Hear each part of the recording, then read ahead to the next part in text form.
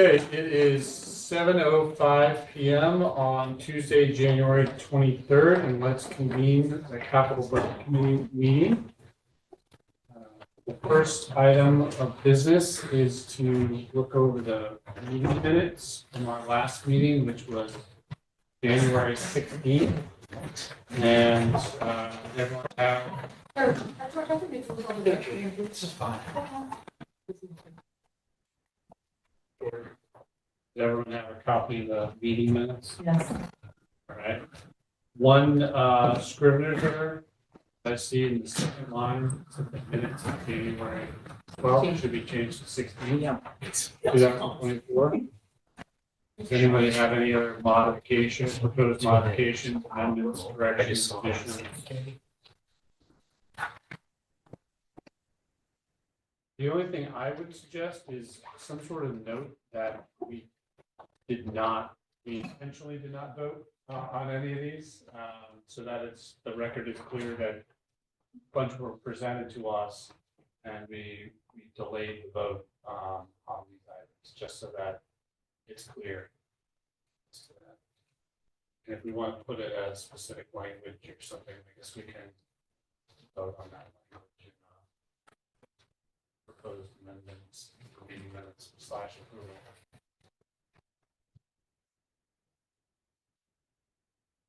Something that you want to propose, or do you want? I'm happy to dictate a modification. Or... I just wrote down note that vote was intentionally delayed on all projects. Subject to hearing all proposals by remaining departments.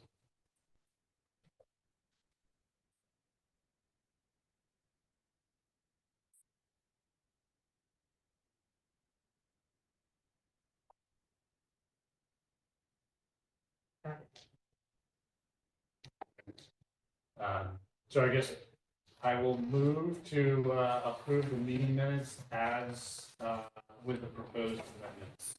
A second. All in favor? Aye. Aye. So it carries 3-0.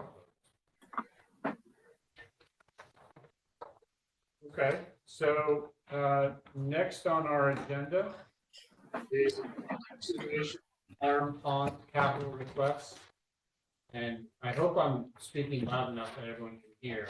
Yes, yes. Can you hear me? Catherine Rockio, Harrington Ridge. We can. Thank you. Usually quite loud.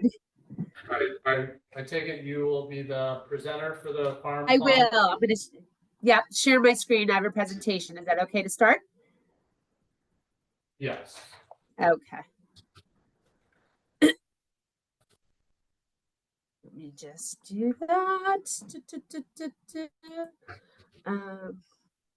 Okay, so can you see the presentation or no? No, not yet, but you should be able to share. Okay, hold on. Share.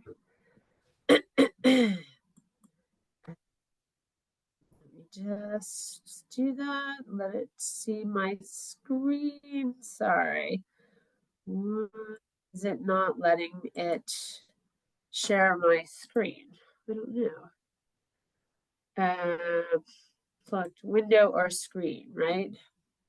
Sorry, let me just see which screen. Capital Budget Committee. That's that screen. Sorry. Done this a million times, but this is just a little bit different. One more second. Let me just try this.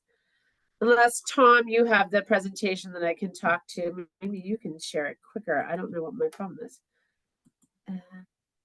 What is the sharing mean? Just sharing her screen so that we see her presentation. Oh, okay. That's yeah, different. I want to. Okay, sorry. I think I got it. Okay. Can you see it now? Yes. Yes. Peachy. Okay. All right, here I go. We are here to request funding for a watershed-based plan. That's what a WBP is. To complete the watershed-based plan that is underway. And we go right into the next slide. What is a watershed-based plan? So it's something we actually tried to do. So it organizes information about the watershed and the lake. It uses a standard format, and in summary, it's required to apply for Mass State Grant funding. And we had it on our Farm Pond agenda to try to write it ourselves for 5 or 6 years. This is the Farm Pond watershed, a nice picture showing the pond is the smaller area and the watershed is much bigger. And then there's the Charles River in the area. So for many years, Farm Pond was exceptionally like a very clear, high water quality. And then all of a sudden in 2020, we saw a cyanobacteria bloom. Our committee became very concerned, got some feedback, expert feedback that we really needed to kind of step up some analysis of it. And we had our watershed-based plan on our agenda forever. And so we were very, very lucky. The select board got us a 50,000 earmark towards our way in the spring of 2022.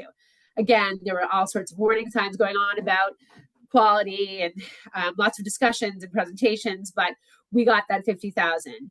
And meanwhile, last summer, the watershed-based plan, the funding was going on. Summer of 2022, awful drought.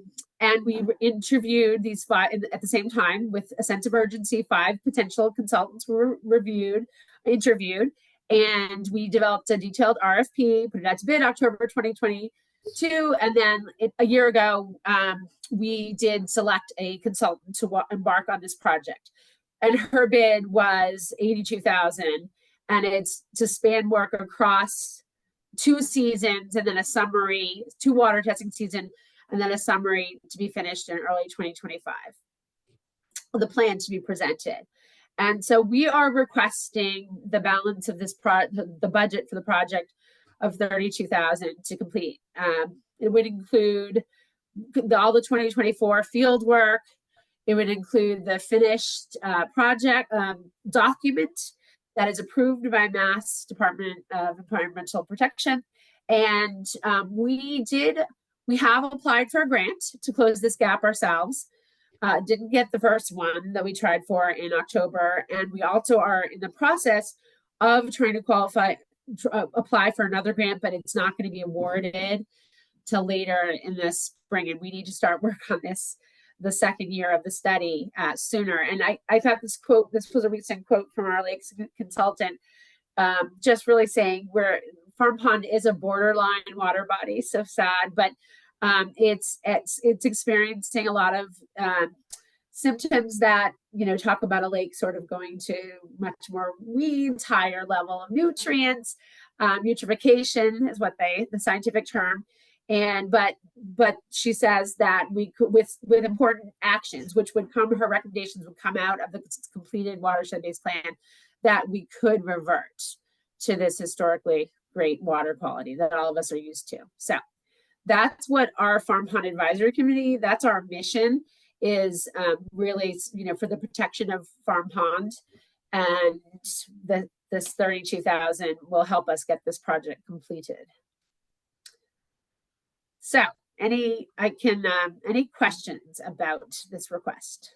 I have a little more information. I don't know if you want to go into I wrote it up, but it's a little bit too much, but this is all what we're getting out of the watershed-based project. These are the line items for the budget. And for effect, this was the water we were seeing in 2020. 2023 was much better, just because it was rainier. So we didn't have as much photosynthesis and the water depth was higher, etc. But effect, and then this is the list of things we are getting out of this project.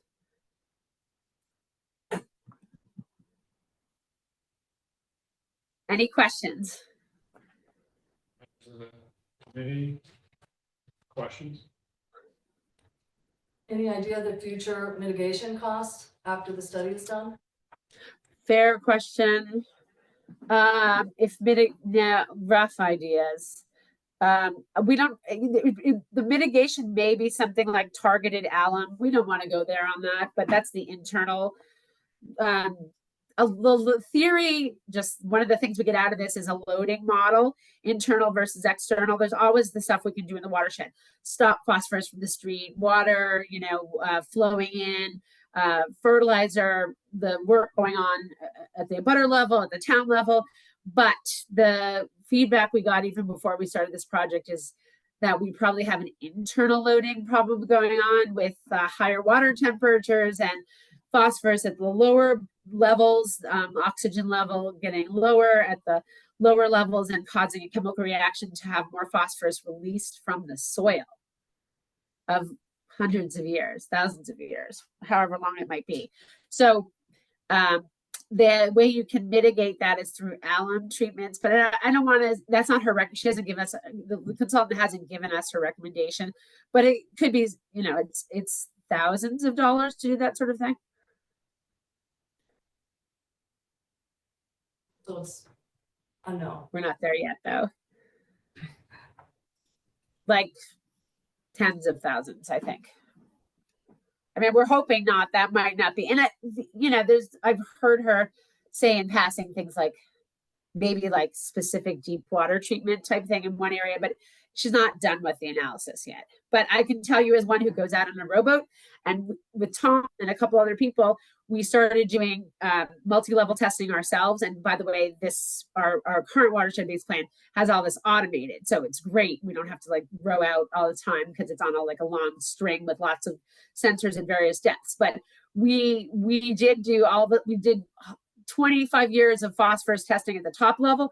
And we were always like, oh, it's great, it's low, not detectable. And then this consultant, not the one we hired, but another one, said, you might want to test at the bottom. And so we bought this special thing to test at the bottom and the middle and the top, and the level at the bottom is just shocking high. So. Thank you. Anyway, side note on our farm pond angst, but. So it was 82,032, of which is zero. How was the other 50,000 funded? Earmark. That was an earmark that we got from the state. So that's what we started the project off with. So.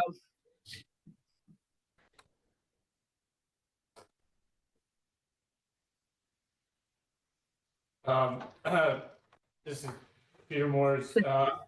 First of all, I just want to say thank you very much for all the work in putting this proposal together, but also just all the work you're doing to try to protect Farm Pond, one of the more important resources, I think. And actually, I see George, the historical center, or on the website, maybe it's the 350th anniversary of the Sherborn stories.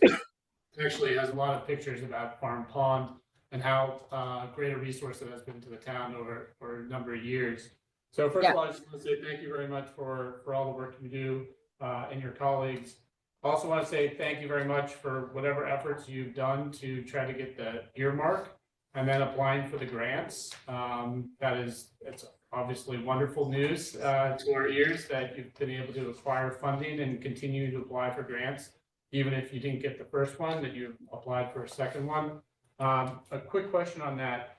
The second grant that you applied for, I think you said you wouldn't get it in time.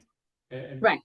We are applying for it. They actually have the meeting tomorrow, I think, the first meeting. They kind of delayed the whole process. It's that 60 whatever grant, but is it possible that the grant to reimburse the town for any of the? Yeah. Oh wow, 100%. We're totally going to do that. I mean, we're planning to do that. But this is our, I don't know, another, in case we don't get it, right? We need something to keep the project moving. So yes, of course. The idea, if they are successful in getting that grant, then this capital request would no longer be needed. But should we not get that grant, obviously, to complete the study, the $32,000 are needed. Right.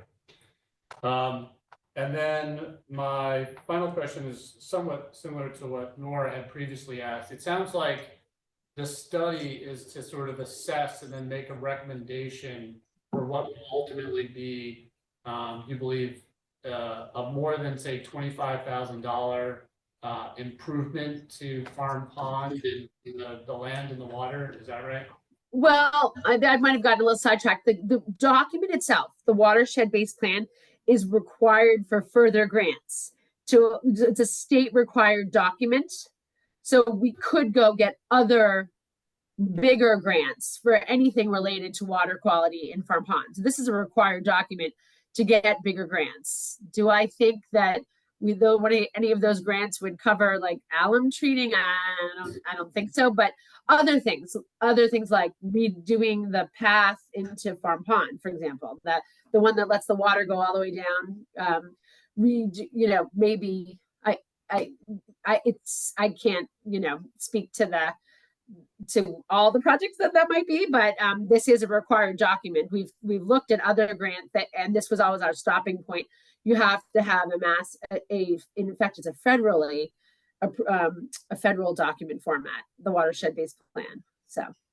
Yeah, no, I asked the question in part because we have certain requirements here and on the committee for what qualifies as a capital budget. Yes. Oh, right. Sorry. Yeah. So if there's a expenditure for a study, for example, or an assessment or survey, architectural design, plans, etc., that will then lead to a capital improvement, then that would be something that qualifies for being a capital budget item. So I just wanted to make sure that essentially this work is going to lead to some sort of recommendation to do that improvement work, which it sounded like it is. I just want to confirm that. It could lead towards other capital improvements, but it also could lead towards other use sorts of policies around the pond as well. So, but yes, it could lead towards capital improvements. That would be in excess of 25. Tom Trainer might add some color as well. He's been working on this. He's got his hand raised. Oh, I'm sorry. I can't see with the screen being shared. I can't see people raising hands, so I apologize if anyone's been raising their hand. That's okay. Okay for me to speak? Please. Thank you, Tom Trainer, 97 Washington Street. Thank you, Catherine, for that presentation. And I've been working with the Farm Pond Committee for decades, doing a lot of the water quality work. But to add to Catherine's answer to your last question, the study will help lead the town in many directions, potentially in many directions, to alleviate some of these issues. One of them could be a aluminum treatment, but others would be probably watershed based, which is reduction of erosion from the Farm Pond Reservation, from the properties along the pond, improvements in septics in the watershed, improvements in roadway maintenance and stormwater drain maintenance. So it's the goal of a watershed-based plan is to really get a handle on where are all the nutrients coming that are contributing to over growth in the water body. So it's something like this on a much smaller scale was done in 2013, 2014 for Farm Pond, but conditions have really changed since then. So I think it's well worth the investment, and there's a better than even chance that the next grant might be successful. Thank you. Thank you, Tom. Any other questions, presenters? I just have, how long are these plans in effect? Like, is this something every 10 years you need to do to refresh these plans? That's a good question. Very Tom, good. I don't know. Do you I've- know? I You actually probably I've read a lot of watershed-based plans. I've never seen an expiration date on Right. one. So Yeah. I think we can look into that. I think the biggest answer would be if there's any major land use change in the watershed. Right now, that watershed is fairly undeveloped, very low amount of impervious surfaces. And so if the land use in the watershed isn't changing, then the nutrient loads shouldn't be changing that much.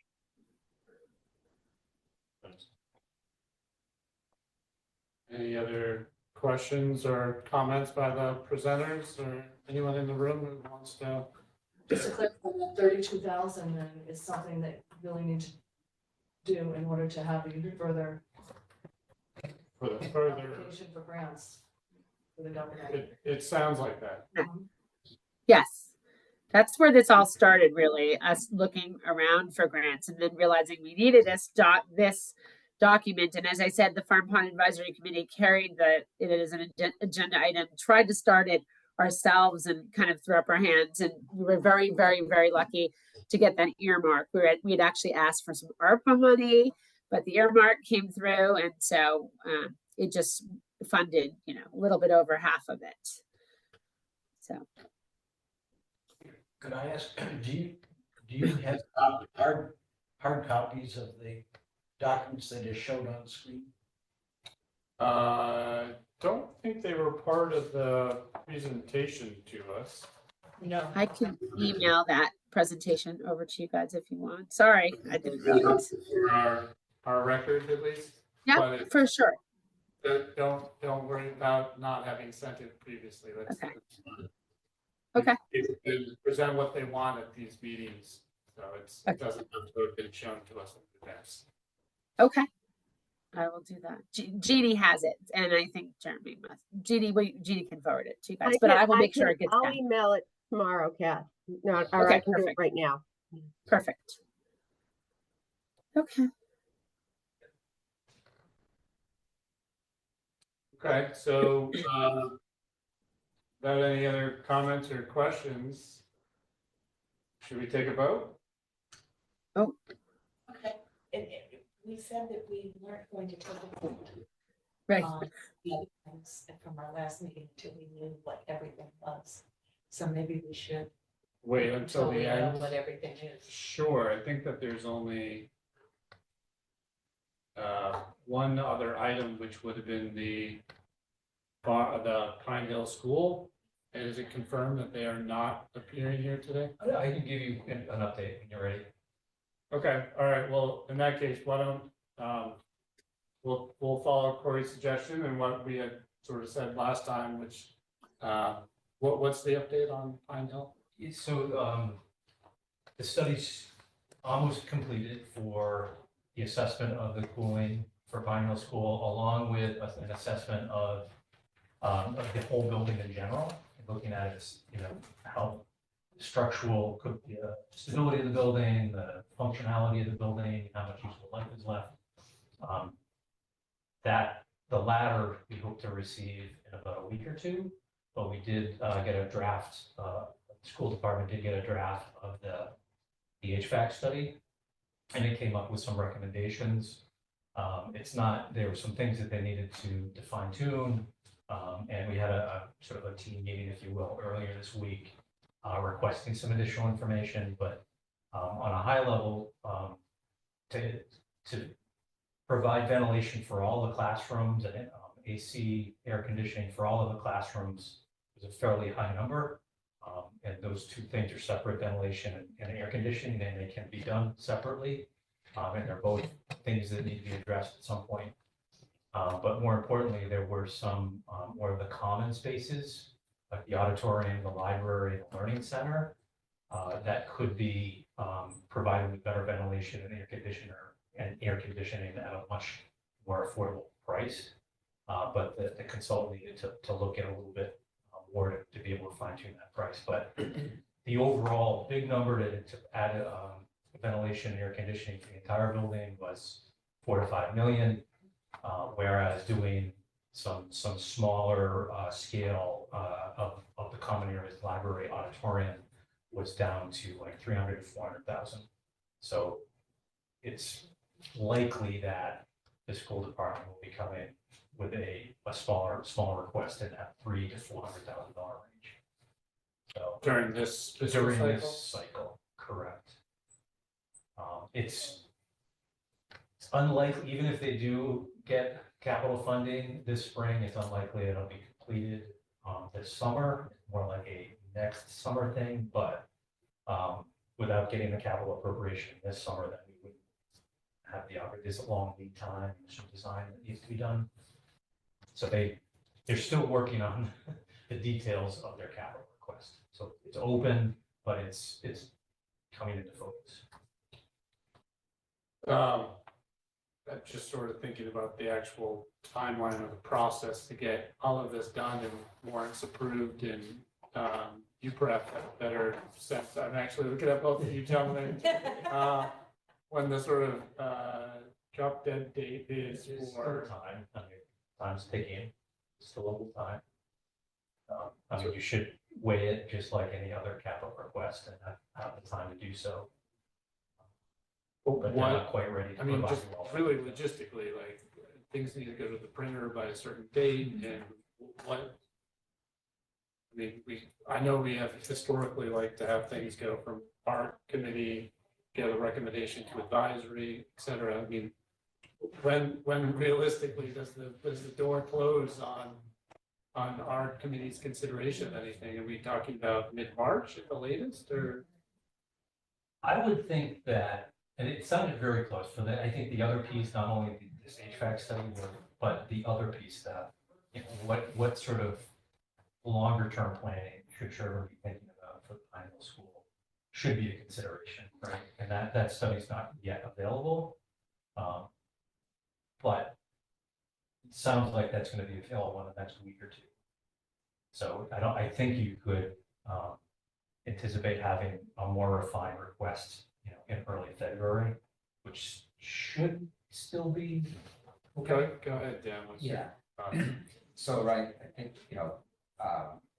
warrant closes Thursday, but the select board can reopen and things as, as they wish, if they were inclined to do that.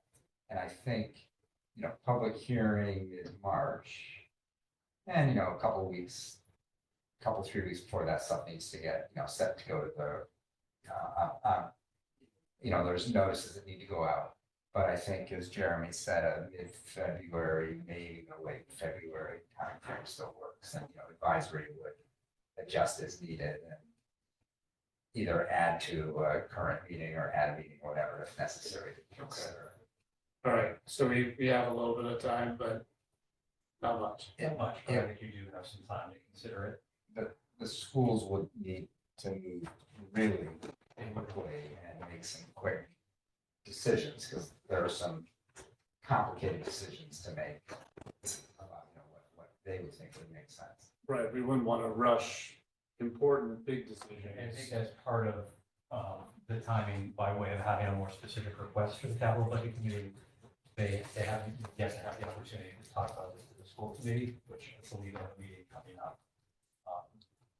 So they didn't, just by way of process, they needed to get their buy-in prior to bringing a formal request to you. I think they're getting close. What would be the consequences if they were unable to get this addressed at town meeting this year?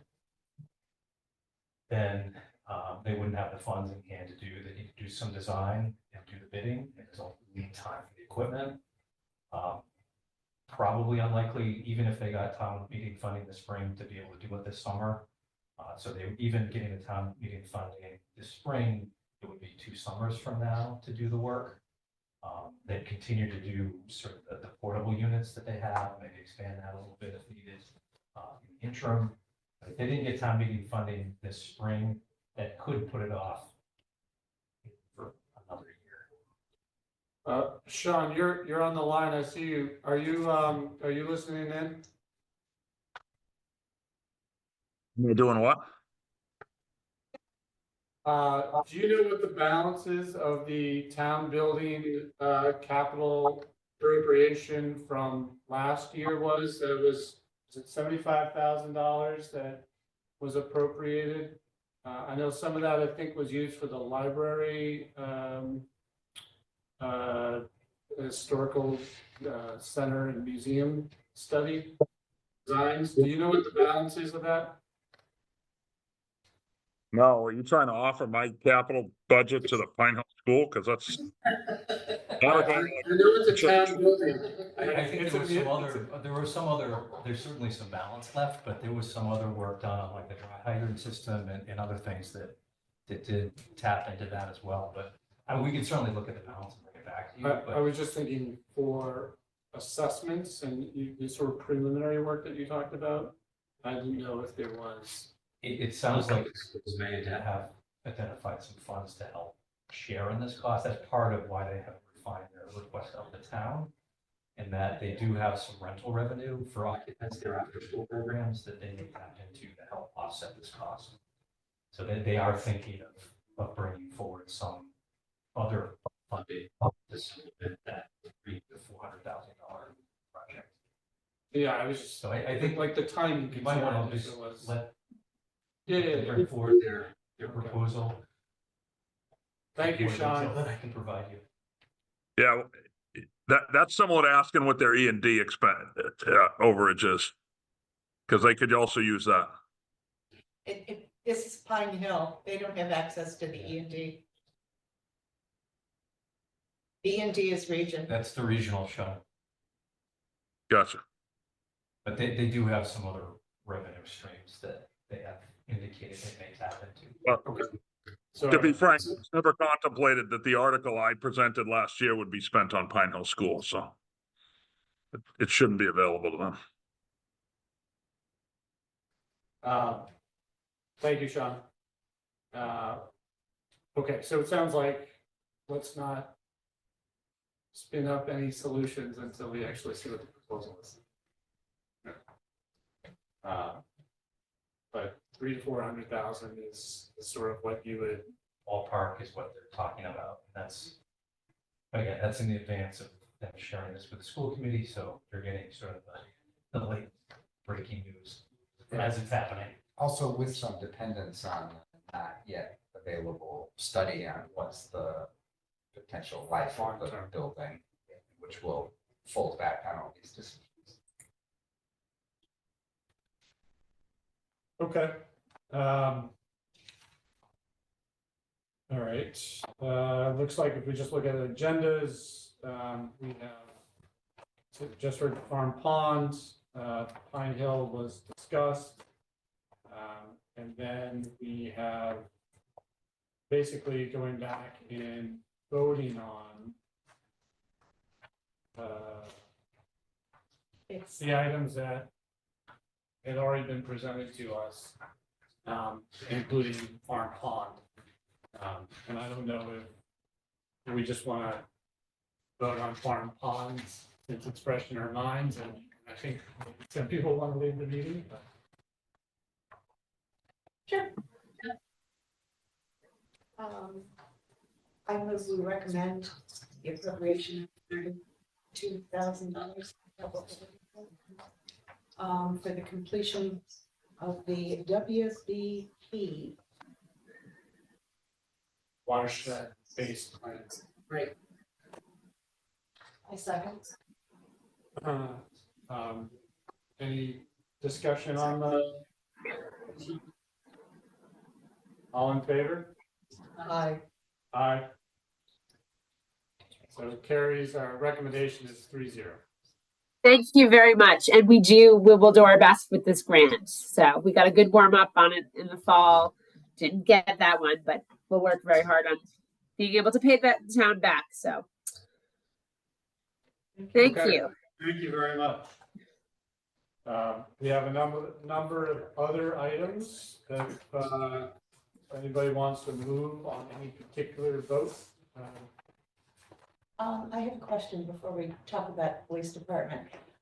Did we ever hear finally about the availability of the alternate vehicle that the chief was looking for? I don't believe so.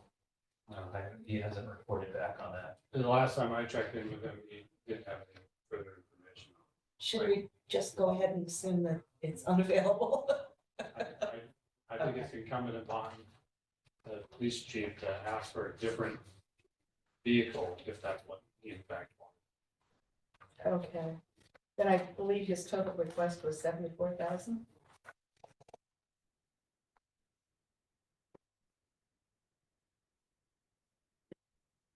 Jeremy, his total request was 74. That's what Yeah. I- Okay. I move, 75.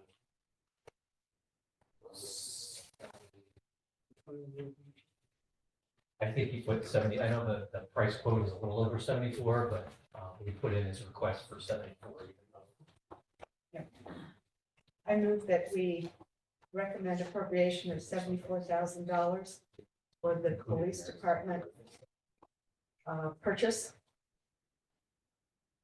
I think this is for the hybrid electric interceptor, Yes. and right here, second on that. A second. Does anybody want to discuss the pending motion for approval? Hearing none, all in favor? Aye. Aye.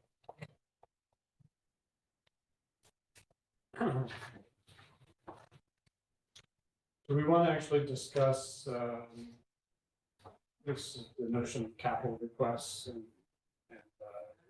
in relation to the IT capital requests? That probably is more discussion. Yeah. All right. So there's a number of capital requests put forth by the IT information technology. And they include server computer upgrade, town campus security improvements, upgrade, replace town-based Wi-Fi equipment, upgrade, replace audio video switching system. Of the 4 proposed requests, 1, the town campus security improvements, is above the $25,000 threshold in the capital budget committee or capital budget bylaw. So I'm just going to sort of set that one to the side for a moment. The other 3, the server computer upgrades, the Wi-Fi equipment upgrades, and the audio video switching system are all below the $25,000 threshold. Sort of, I'll lay out what my view generally is, and people can talk about it, and then I'll also, as I get to the end of my view, I'll put what I think is perhaps a workable solution. So my view on these items is that every project should be evaluated based upon its merits and whether or not it satisfies the $25,000 threshold. Even if it doesn't satisfy the $25,000 threshold, that doesn't mean it's not a worthy expenditure by the town or a worthy project. It just doesn't hit what the town bylaws say has to be a capital budget item. And so as presented to us, these are 3 separate projects. They don't necessarily intersect. They don't necessarily, they're not intertwined by any means, and they're presented to us as 3 separate projects. So in my view, that's what the request is, and none of these satisfy the $25,000 threshold, even though the expenditures go to something that would have a longer than 5-year lifespan and would be, if it was over the $25,000 limit, otherwise satisfy the capital improvement or capital budget requirements. So as a way to perhaps not have these impact the operating budget, I see that the town has identified the financing source that it would like to use on these is free cash. And so a solution might be that there's a sort of standalone warrant that requires the vote by the town because it's the use of free cash. But instead of putting it or calling it a capital budget item, because it doesn't sort of meet the bylaw requirement, that we can use some other term to describe what it is as opposed to being sort of operating budget. But it would be, I believe it would be a separate warrant. And the proposal would be for the town to vote to use free cash for those items. And if that is amenable, we do have some time if that is not amenable to other committees or other groups within the town to revisit But I think that what we could do is we could take a vote today to one of two ways. Say it doesn't meet the capital budget, or not vote on that at the moment and just say, we recommend a separate vote by the town through a warrant article to approve these expenditures using free cash. That is probably the narrowest way that we can raise this issue today, and take a vote, basically sort of, we recommend, it's sort of a little bit outside our lane because it would be technically a capital budget item, but because it is the expenditure of money for capital items, although not hitting the threshold, I think it's still probably appropriate. We listen to it, we vetted it, we can give our sort of stamp of approval for the expenditure of the free cash. I think that perhaps is one way to address this and handle it. Obviously, welcome to hear any and all other ways. Well, some of those were licensing fees, I believe, on that he was talking about. They were part of the number, but they were not substantial in each of those three individual. I Right, think in order to utilize the capital equipment, right, you had to have a software licensing fee or something. right, I just didn't know, okay. I think that probably qualifies as an ancillary expense. We talked about this when this first came up, when we were looking at the fire department, that had the same problem actually. And we sort of illegally finessed that by bundling it. I don't think there's any addition like forwarding on either attorney that she did anything illegal, nor that the company did anything illegal. I'll give you $1. And I think that has happened in the past. I think it wasn't just that one thing, but I think past years it's been handled that way. But I do like the idea of having a separate article that functions just like the capital article, that has items in it that are not really annual recurring equipment purchases. They are one-shot purchases, so to speak, and that they don't belong in an operating budget because, among other things, because they really should not be added to the operating budget, because it creates a blip, and once a blip, the next year it becomes a baseline. So I think if we can keep it separate from that, it also keeps it separate from being funded by the tax levy.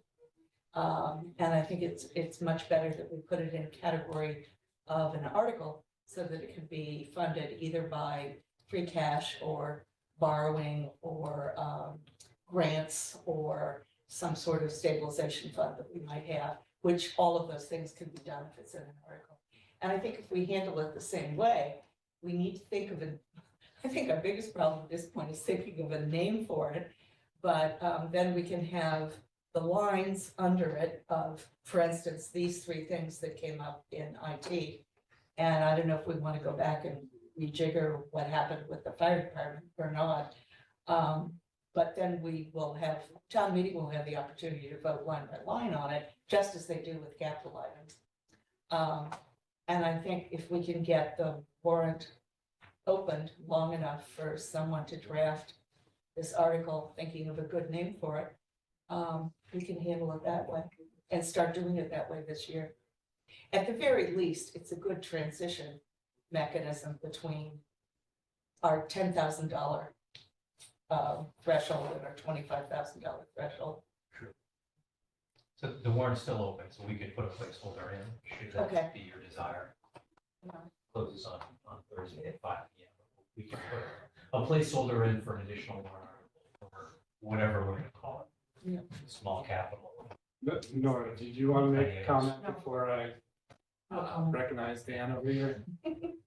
I was just gonna say, I think that suggestion, I think, would work for advisory, and I can't speak for advisory members who aren't here, but my sense is advisory committee would be fine with that, particularly since it would lay it out as described, with town meeting having an opportunity to vote on each item, and free cash seems like, for all the reasons just said, like the right way to finance these items this year. Occasional, I'm in, Word here trying to come up, within the thesaurus, trying to come up with, one shot, occasional, infrequent, nothing quite struck me as the right thing, but. So I don't know what We'll the put our right thinking term is. caps on and hopefully by Thursday, we'll have But a, substantively, it seems like, strikes me as a sensible way to go. Michael, any thoughts? Anybody else, in the audience, want to make any comments as to this point? Not hearing any.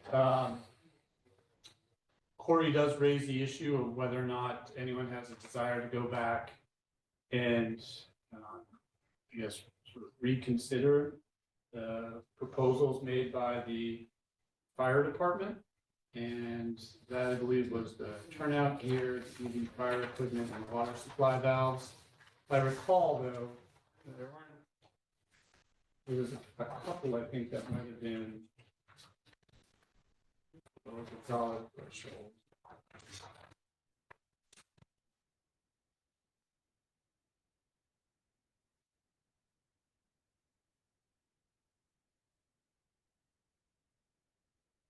$9 for turnout, helmets, boots. 88 for UV fire equipment. What you're looking for? Yeah, I think that, And water supply valve, 71. I think the turnout gear is above the threshold. Mhm. I think it's the water supply valves and the electric vehicle fire equipment. Right, Uh, 8,871. The blanket and the nozzle. And so, if we wanted to go back and, I mean, we can reconsider votes on anything we've taken, but if we wanted to go back and specifically reconsider the electric vehicle, fire equipment, and the water supply valves, I think that is ones. And for the record, I had an objection to the fire equipment blankets, which was separate and apart from its dollar threshold, but so I don't know if people want to go back and reconsider the votes on the water supply valves and the fire nozzles or not, and the fire blankets. Well, I'm almost sorry I raised the issue because as I recall at that meeting, and it was in fact, Nora and I who voted in favor of doing the bundle. I was looking at it as the poor fire chief I thought was gonna have a heart attack when in the meeting, when he sniffed a suggestion that we weren't gonna approve part of his request. So maybe we can just let it lie and address it next year if it comes up. It's, somebody would have to move, I think, for reconsideration. It sounds like Corey is not moving. Sorry. If one of us move, we can reconsider it, and I'm fine either way. I sort of Reconsidering it, voted putting it against it. in another column, per se, kind of. Well, what we did was we bundled the three pieces together. And what we could do is first move to reconsider it, and then we could break out the third request, which is for $20,711, which is under the $25,000 threshold. That's the things we just identified, the nozzle, the valve, the blanket, and the jumbo Siamese. And put that in this new category. I was proposed to put that in a new category. Okay. So you move to reconsider I the move to vote. reconsider Um, under the threshold limit and put them into. a So, new- yeah, I'll second Yeah. the motion to reconsider. And I guess we have to take a vote on it. All in favor? Aye. Aye. Aye. All right, so now that we're reconsidering, excuse me, does anyone have a proposal on how to treat the fire equipment? If it's to, one idea would be to leave the turnout gear as capital improvement because it's standalone above the $25,000 threshold. And then put the electric vehicle fire equipment and the water supply valves in sort of this other article. which we'll call occasional at the moment. Yeah, there'll be a better word, but, The other synonyms were worse. but until such time as names, we'll just call it, occasional Other other. capital, Other, under, Well, it- under 25,000 capital. Well, it doesn't really need, I was surprised when you raised the issue, when I went back and read the bylaw. It's very specific about what constitutes capital, so I don't think we can really use the word capital, if that's, It's probably best that we didn't, just because it might be confusing, especially if there might be greater flexibility, so to speak, with certain things that are, we think of capital as bondable items. And so there could be a situation where some of these items are not bondable and everyone's got to be okay using free cash. So, while we're still chewing on that, can I make a motion? yes, I move that we recommend the appropriation of $59,412 for the purchase of turnout gear in the fire, for the fire department. anyone I else? second that. Any discussion? All in favor? Aye. Aye. Do I hear another motion? Well, Corey's writing. Any other motions? I don't know how to, how you wanna phrase that. I mean, I'm happy to move myself, but it would be to recommend for the occasional article, the approval, the expenditure of the electric vehicle, fire equipment, and the water supply valves to be using free cash as the financing source. I second that. All in favor? Can I raise an issue before we vote on it? You can. I'm looking at the bid or the memo from Chief Ward. And he had a price for the EV fire equipment and for the hydrant assist valve, but the Siamese valve, he said he was awaiting correct pricing. So I think that the number that he gave us of 8150 was probably a best guess. Yeah, I'm just trying to sum up the parts and then Yeah. figure out what the total is. Jeremy, if you have any insight into what the Yeah, numbers could in be. his detail, he did have a quote that included the jumbo Stammies and a price. Yeah, so I'm looking at, if I just add the numbers here for the water supply valves, the electric vehicle fire equipment, and turnout gear, I think I only come up to $75,506. So I think the Siamese valves are included in the, It's got 80,150. They are, So, this is after his If you memo. keep going, yeah, it's the Northeast Rescue Systems for 20,709. Right, part of that is the jumbo Siamese. And that's For a total of 4617. 4617. why don't we just write down what the numbers should be? So electric vehicle fire equipment, we agree it's a total of 8,897. Yes.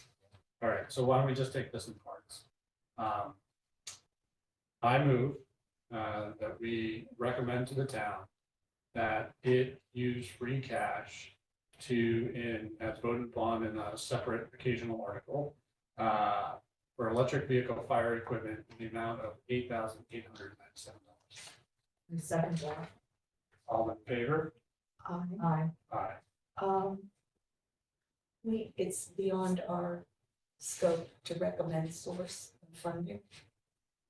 We just Well- recommend that they appropriate X number of dollars. I think we're recommending in this circumstance, at least, that there's this new article. And that the article is using free cash, let's have it right down. I think the article in and of itself would be asking the town to use free cash. So we're recommending that the town vote to approve the article and I described what the article was. True. Does that, I, what I mean is that, it also could be funded by grant if they got one. We've had things funded in the past that the firefighters association has kicked in a little bit of money. What I mean is, as a general practice, yes, we are looking for a warrant article because that usually is funded by something other than the tax levy. And it's usually free cash. But what happens, the process is after things come from us and they go to advisory, and then there is usually a meeting of the minds between advisory and the treasurer and the TA. And that's where the decision is made as to what the source of the money is going to be. And then the town council drafts the motion for town meeting, identifying that source. So it's usually not us on capital budget who do that. I mean, I guess our recommendation is not to use the capital budget article. So we're recommending that another article, not using capital budget money, is to be used. So we have to at least delineate that we're not recommending capital budget is being used, because we don't think it's appropriate. Corey's saying, just don't say that it's free cash. Free cash, that's all I'm saying. That's fine, but we just have to make sure it's not going to be a capital budget article. Right. I was just gonna say, I think if it's set aside into a separate warrant article, call it, again, for lack of a better term, occasional items, and it's, not a sub under capital budget, it would, I think that would indicate or designate that it's not a capital item for the capital budget. And as Corey, I would describe the process of, the free cash, just the way Corey did. I think in this case, I mean, I completely agree with you that free cash, right, is the Preferred. it would be the sensible way to fund this unless a grant or some other money falls from the sky. And I don't think this is an item where there'd be any disagreement about that or where there's any risk that something unusual would happen. Somebody said, can't we borrow for that? I don't think that would happen. Yeah, I mean, I just would want a recommendation to be clear that it's not a capital budget. Yeah, that seems important. Yes. That seems very important. So I'm hoping that was the consensus amongst us, what we were going to vote on. Yes, but just take out that free Sure. cash piece. Could you repeat that, please? All right, so I move that we vote to recommend the town expend funds not through capital expenditure for the electric vehicle fire equipment in the amount of $8,897. I second that. Is that, Is that acceptable to, okay, okay, I second that. and how do people vote? Aye. Aye.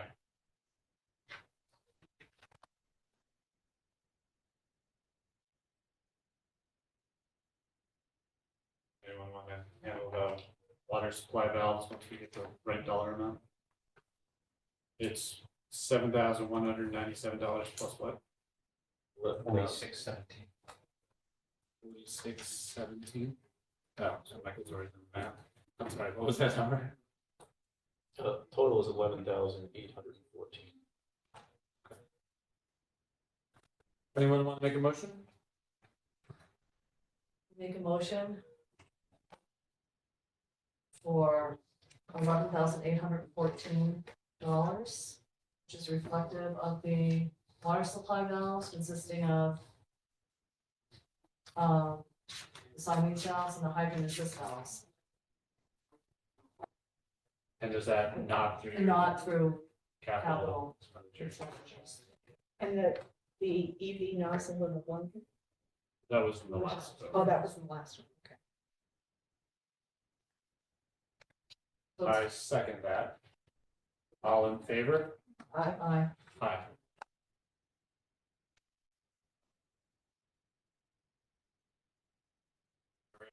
That puts us into IT.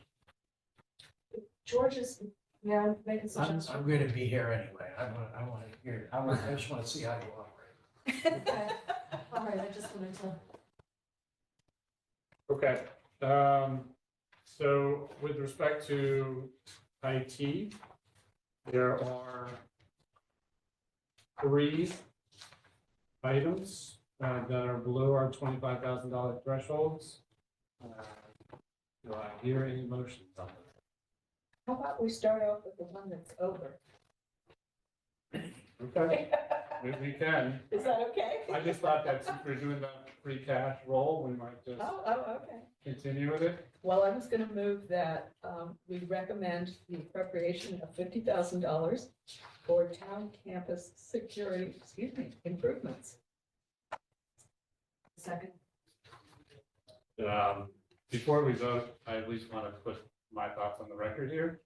I think it is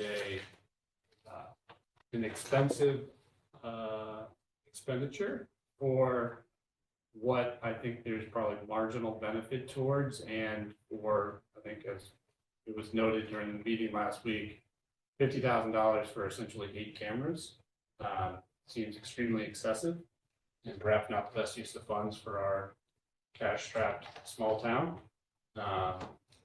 And so I'll be voting accordingly.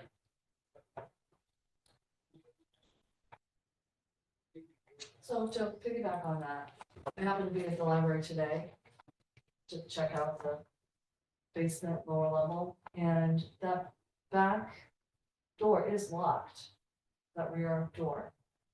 But there are no cameras there, so they want to put a camera there.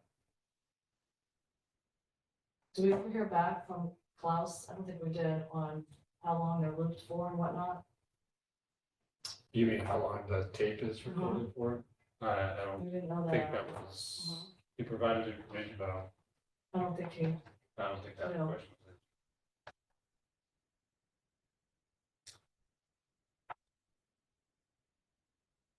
So, unless other people have discussions about it, we can put it to a vote, or do people want to discuss this?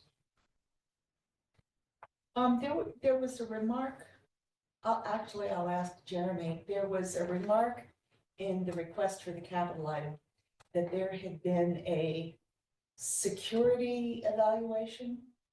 And I wondered whether that was sort of a casual thing or whether that was a real sort of consulting kind of thing, and that was that precipitated the request for this stuff.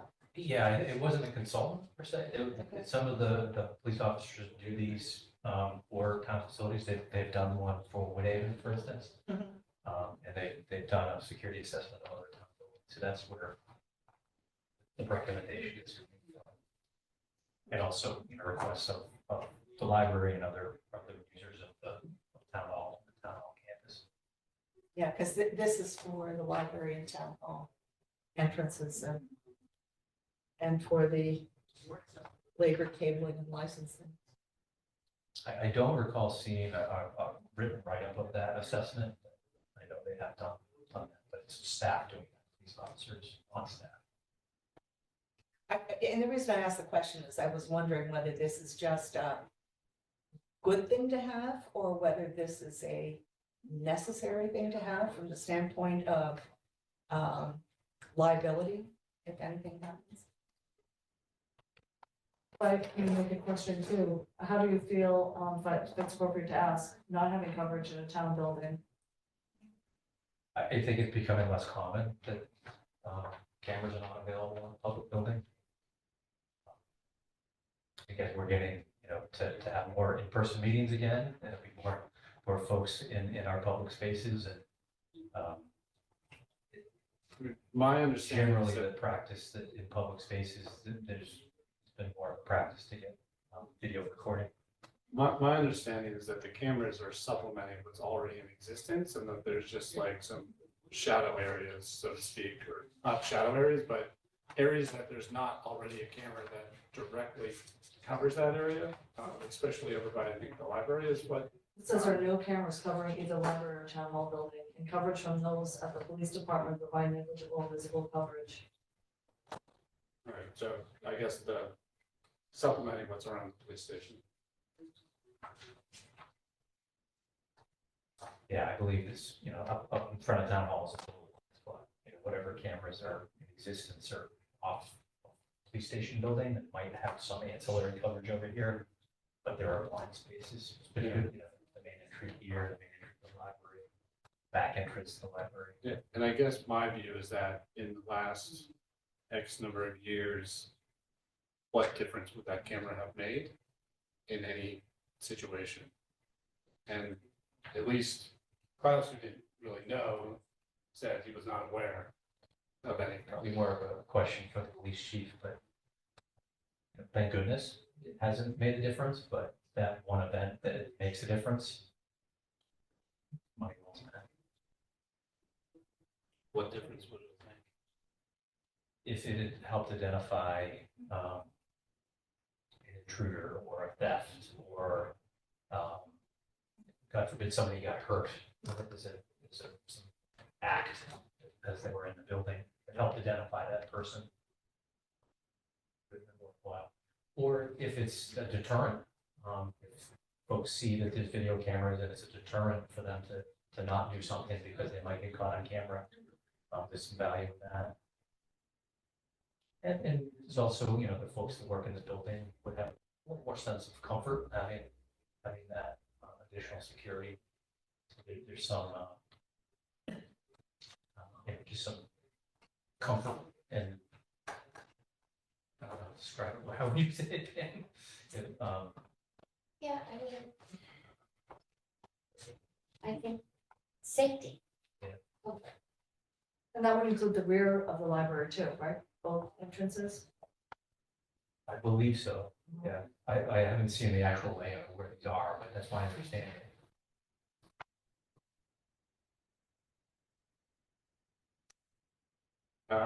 Okay, so how do people vote? I'm in favor. I'm in favor. Okay, well, I think it's just too expensive for cameras and.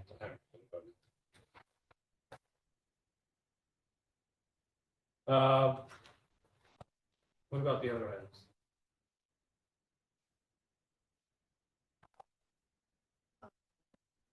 Okay, now we're into sub, not capital. Whatever our new thing is called. The upgrade replacement of town-based Wi-Fi equipment for $12,000. Okay. Jumping all over. Okay, sorry. Well- From how we had it in. Actually, one thing we didn't talk about when we talked to Klaus is that, and I did this in the minutes, is I went back and I looked at what tier of priority he had labeled everything. Mhm, And the one we just voted on, he identified as tier 1. mhm. And then the only one he identified as tier 2 is the server computer upgrade and replacement for 15,000. And then the other two things are, he identified as tier 3.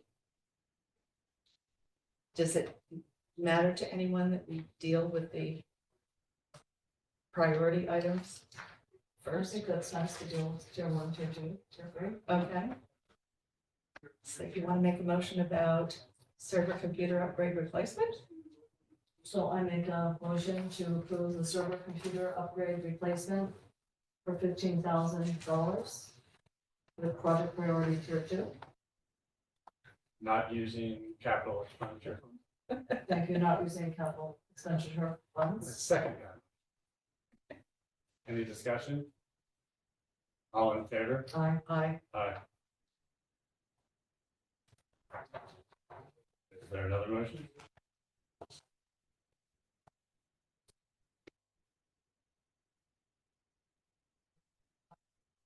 Motion to approve the upgrade replacement town-based Wi-Fi equipment. Estimated total cost of $12,000. Labeled as a tier 3 request. Non-capital expenditure. I second that motion. Any discussion? All in favor? Aye. Aye.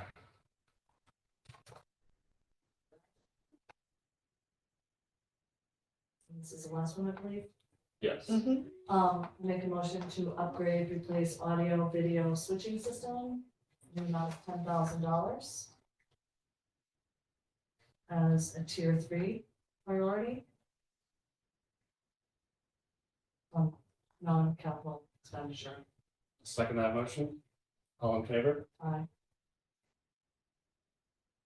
This isn't my favorite one.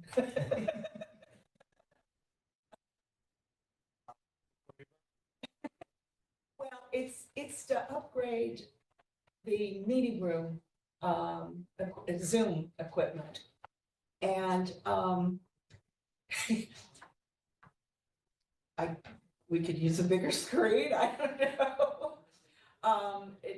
It was said that, it was mentioned in the descriptor that there were issues about hearing people in the meeting, in the room, and also hearing, people who were on Zoom, which tonight I haven't noticed that as long as someone's listening to their audio, we haven't had any difficulty. Is the idea that it would also be installed on the other side? The actual, this AV is actually connected to the Zoom, but it's also to allow for the AV to be also simulcast through the cable channel. That's the issue with the audio and visual connectivity. When you try to do Zoom and have the cable company or the public channel record meetings, there's much feedback and there's two different audio systems. Okay. So this equipment would make them work together. So that's the primary thing, okay. It says this project would upgrade and improve the audio and video switching and distribution within the meeting space to allow for additional broadcast capabilities via Dover Sherborn CTV, as well as display hybrid meeting output to multiple video display sources at the same time. Is there any thought to, we ran into this about when there are lots of meetings in one night, about having enough meeting places that have Zoom capability now that we can do that. Yeah. Is there any thought about doing this on the other side as well? Yeah, sure. For another 10,000, right? There is the police station, meeting space has the capability. There's there's a meeting space in Public Works that has the capability.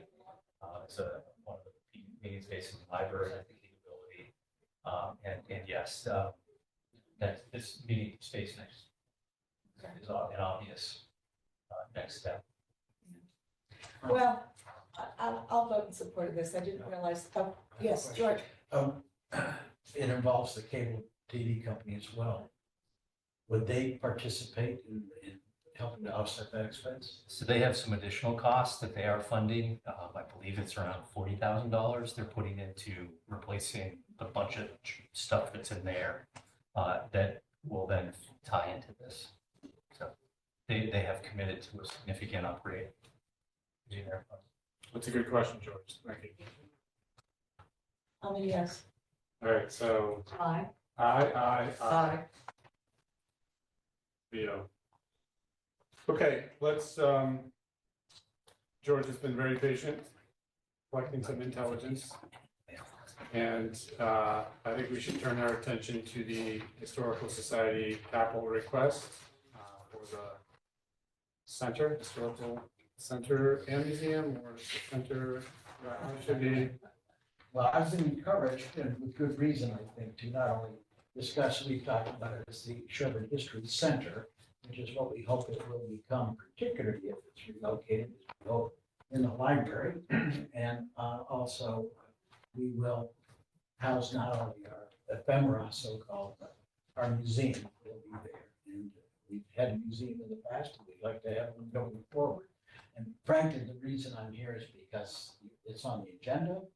And I didn't know whether you would actually be addressing it, voting tonight or not. And I did meet with you just recently and gave you the information that I had. And I would say that I don't have really more to add. I think it was helpful for me to hear from all of you. I did want to make sure Sean was here tonight because I thought if there were questions that related to the build out particularly, that he would be better equipped to answer those questions than I. But it's something that we've been discussing since we moved out of this building in June of 20. And we've worked not only amongst ourselves, but with representatives of the library board and with Sean and with Jeff Waldron, who was representing the interests of the select board. And what we've really come up with is a result of 3+ years of discussion. It was somebody asking a question. I don't think it was feedback or something. I think that's feedback and that's what we're Oh, gonna. sorry. So, and, you know, whether you were going to be voting on this, and if so, you might vote in support, you might not. You might defer, I didn't know. I will tell you that I found I'm also on the agenda, I just found out for Thursday evening with the select board. So I'll be visiting with them for the first time, really, on Thursday. Well, thank you very much, George, for all the information you provided to us and Sean as well. And I know you're sort of one person, but there's a huge crowd of people behind you as well, and all the work and effort they've put into it as part of the society. I think we have a ballpark figure from Pine Hill, so I think it makes sense to move forward with sort of a vote tonight if we can muster that as a committee. I will turn it to my colleagues, see if they have any follow-up questions, or would just like to say something. I know Nora's obviously toward the space today, and so these again, questions or comments that we're here to discuss. Okay, Sean, I was really pleased to get a tour of the space since, you know, have you seen the space? Have you seen the space? In the past. Yeah, so it was interesting to see the flow there. My question is, so I've kind of thought, yeah, it makes sense to have it there. I see the light on that for sure versus in the hopes of keeping those off the table with the 1858 townhouse. I see that the importance there. Is there any, so I look at that as a basement space and I still think 944,000, I guess you can, or 920 minus $44,000 sink. Like how, because that's not, those aren't really real quotes. And I just think if there's any way to do it in pieces, you know, just 2 phases, as uncomfortable as that may be. Well, And I just think $1 million kind of basement improvement just seems. yeah. Well, presumably if you do it, maybe I misread, but we did talk about not doing it all at once. I don't mean not doing the build out. The build out would occur all at once, but if you're going to do it 2 phases, the first phase might be basically to get the money you need to hire an architectural firm to do the definitive drawings that are necessary for the space. And with those done, then you could go out to bid. We were hoping to put it together as a package simply to try to keep the project moving. You know, we would be presumably, unless there was a special town meeting and drawings were done in time, we would presumably be asking for the amount of money necessary to hire the architect.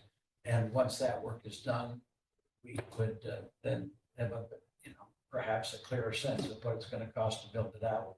But in order to ask for that money, we would have to wait for another town meeting. But maybe that's not what you're asking. No, well, the other piece of this follow-up question on that was, it's just kind of a difficult thing for me to not see real bids on, you know, the 922,000. It's not really a real bid. It's not a real bid, and we were, the recommendation was by the architects we brought in to do the planning had suggested that we could do what we did in terms of hiring this estimating firm, and it was one that Sean, I think, has had experience with and felt would do an adequate job of coming up with those numbers. I will say that if we move forward and we got the money necessary to do all this work, I would not look forward to a situation down the road that, you know, we were 35,000 short and are coming back and asking for that. That, to be sure, I would hate to see that happen. But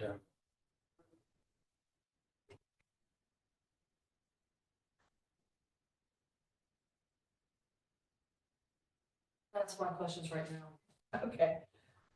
Thank you. I have a couple, and my first one is just a curiosity question. Where, part of the basement under the old library, is a very large mechanical room. And where is the mechanical room that services the addition to the library? Is it also in the same mechanical space? well, as far as Sean, can you talk to that? Sure. There's still, the boiler room is still almost the same exact boiler room. There's only one boiler room, so most of the mechanicals that are within the building are in the same place. Some of the mechanicals for the addition are on the roof. You can see them from the front door of the gas station. And some of them are on the side of the building. You can see them from Sanger Street when you drive by.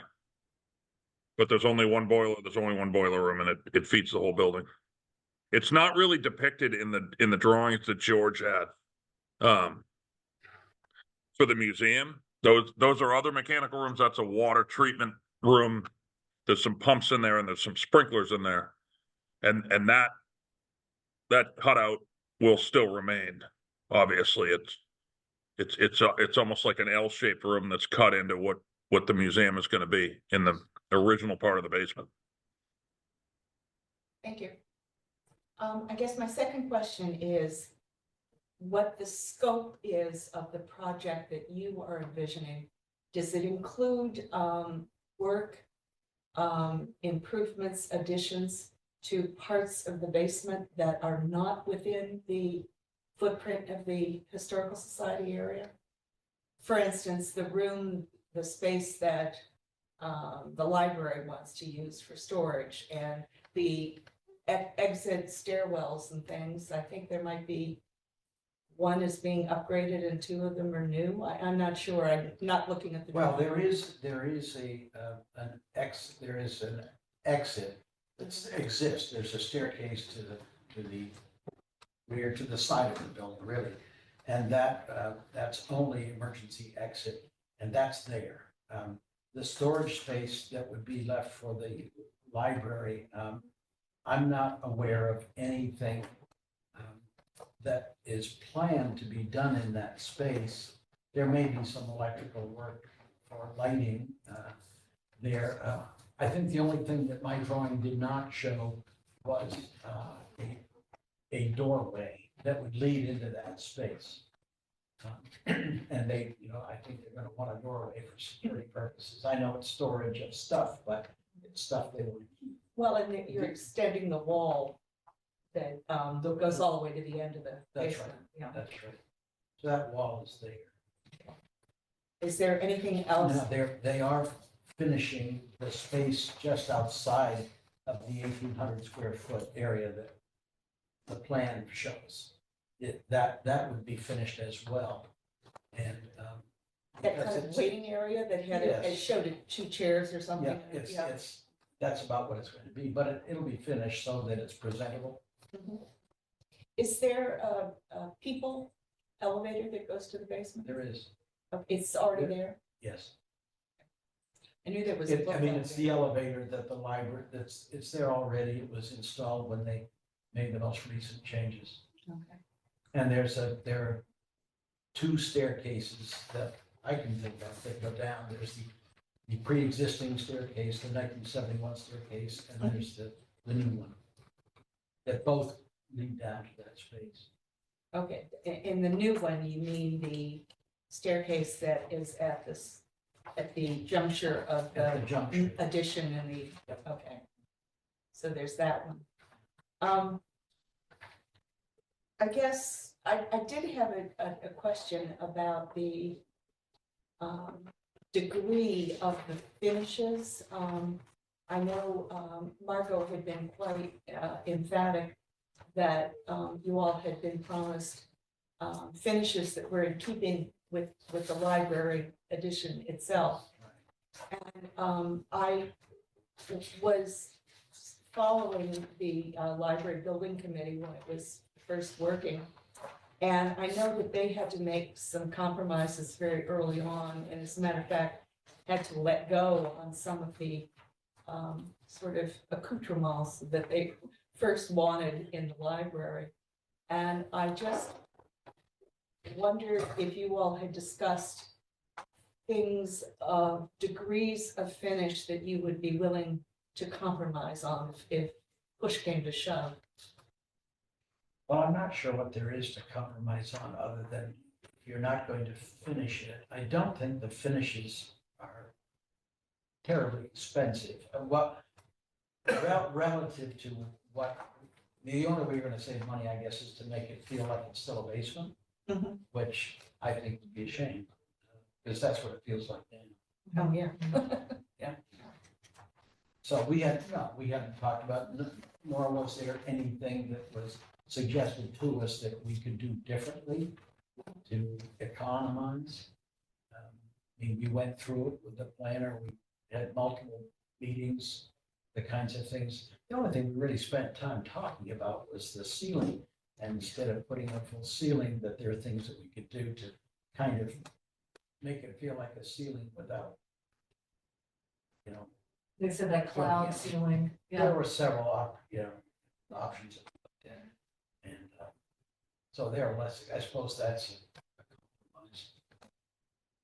I'm sorry, I didn't kind of wrap up my question about scope, because I'm really thinking that this is really, to some degree, and what did they used a wonderful term, oh, fit out, which I've never heard before, but it seems to be a fit out of the entire basement, not just a fit out for the benefit of the Historical Society. Because there are some other pieces in the basement that are going to be addressed, not fancy, but addressed. Yeah. And I wonder how the Historical Society, this is a big ticket. It's our biggest ticket request. And if you feel I would comfortable- also, we're sensitive to that. Yes. I think we were astonished, but Yeah. it wasn't all that long ago when I raised at one of these meetings, I said, we're talking about all of this. What are we talking about in terms of dollars? And, are we talking about 300,000 or 3 million or what, where are we on this? And, actually, after going through all this, the number is not really much different than what I thought it might be.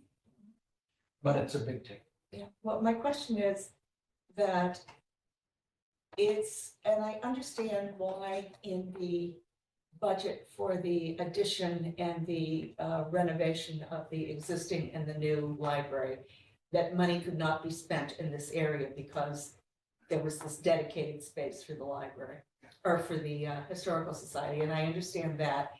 But as a result of that, there are things that seem could have been wrapped into that budget were it not for the fact that state money couldn't be spent on dedicated space. And I'm wondering whether you, given the fact that you're the big ticket, whether you said that the library trustees supported this, and I'm thinking, well, sure, they support this. They're getting part of their building done on the back of the Historical Society vote. And I wondered if you feel that in any way you're being burdened in passage of this at town meeting by having the scope be a little bit bigger than the Historical Society space. George, I can address that. Well, I can give a quick answer. But- Frankly, had not thought, I've not felt that way. That expression is the first time I've heard that. Now, maybe it won't be the last time. But that had not been something that had really occurred to me. Sean? So there's really very little that's being done that the library would have done if this space wasn't being completed. Nora walked through it today. Other than cleaning up the space, the library would have used the space just exactly the way it is. If you walk in from either corridor, either from the addition, which is where the elevator and the main stair is now, or from the main original stair, you walk through an unfinished space, which is concrete that's painted. It's not patched well. It's really not presentable for, the entrance to a museum. So something, those small portions needed to be upgraded. It's really of no value to the library to finish a corridor that wasn't otherwise going to be finished. It's really just to make a finished space to make it from what is finished now in the library, whether it be the main building or the addition, on your way to the museum. As far as the maker space or whatever they call it outside of the museum, that's not going to change. There's a set of double doors, but that's only just to separate, again, the finished space from what's going to remain of unfinished, which is much smaller. So they wouldn't have otherwise done this work ever. They would have left it just the way it is. It's a nice, clean, dry, air conditioned and heated basement. So it's a little overstated that we're doing work that they would have done, because we're not. Last question. The question came up about looking for grants to offset part of the cost, and also donations to offset part of the cost. And I thought the answer was that there were no grants that were available and no one had the stomach for fundraising. And I just went back and read part of the original request, and the last line says, "It is anticipated that private funding will be available, as well as the possibility of grant funding from the state." And I just wonder. Private funding, I don't know. I would say that I did, and I think I mentioned this the other night, I did look at 3 prospective grant opportunities, none of which we qualified for this particular round. I am now on the list of organizations that will receive regularly grant opportunities through, for example, the Mass Historical Commission, which does provide funding from time to time for some things like this. And if obviously if opportunities like those arose, we can certainly jump at that, chance to take advantage of it. But in terms of fundraising efforts, we haven't discussed that, and for me, it would be difficult to do, recognizing what I'm involved with now. Otherwise, Do you know why it was part of the proposal? no, I don't. What I submitted to you? I think it, Sean. I wrote the proposal, and I expect there should be some grant funding that's available. I don't know if that's true. And I expect that the taxpayers of Sherborn are going to be more than happy to kick in some money to pay for this during this upcoming year for some funding. If You that's mean- not the case, then I shouldn't have written that. That was in November, and the taxpayers helped fund the library to the tune of a couple $1 million.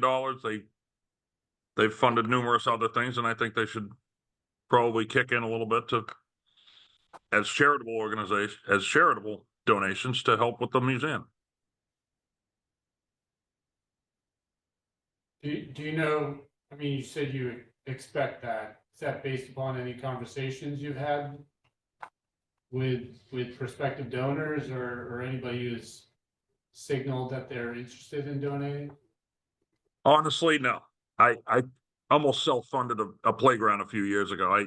I'm tapped out. George is tapped out, but if people don't think the taxpayers should pay for it, then people should kick in a check to the 501c3 that should be funding some of this. But I think it's the 350th year.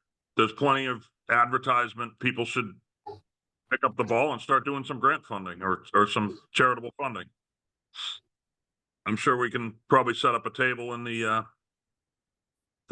arts and crafts fair this spring. Thanks, Sam.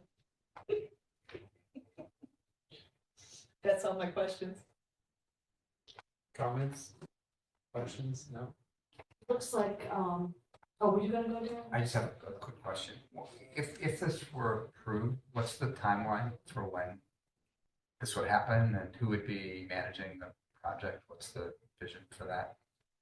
Well, I envision, I think Sean being key to this, and I think we'd have to go out and find an architect and contract with them as soon as we're legally able to do that. So the timeline as soon as we can.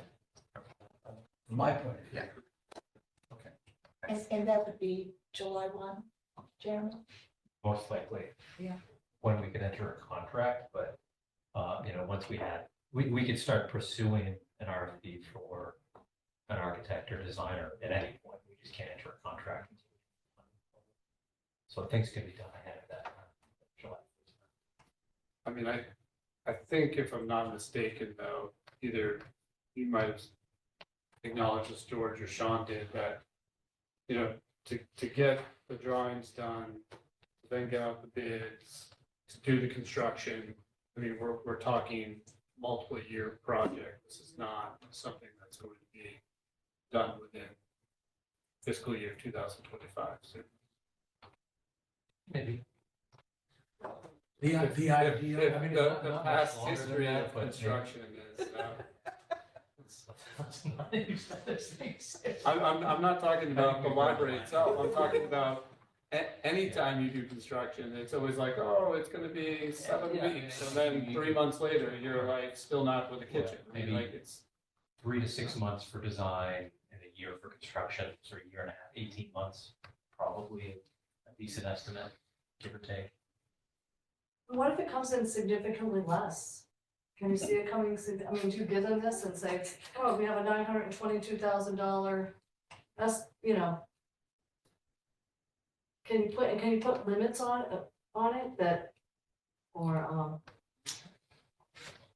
like a bonus if it's done for less than So that? the actual construction, by state law, would need to be bid, so it would be put out publicly, and there would be competitive bidding. So yeah, and then the town is obligated to pick the lowest qualified responsive bidder. Mhm. So hopefully, yes, bids are competitive, and that process helps to make a competitive process so that the prices are better. is the town obligated to disclose relevant information to bidders to include the estimate? Not necessarily, but I mean, All public, everything we yeah. do is public records. They can look at your town meeting vote. They can look at the meeting minutes that you put forward today on your meeting. You mean the estimate? What's that, John? Are you referring to the actual estimate? Yes, The 922,000, the CHS, or what the name, the acronym.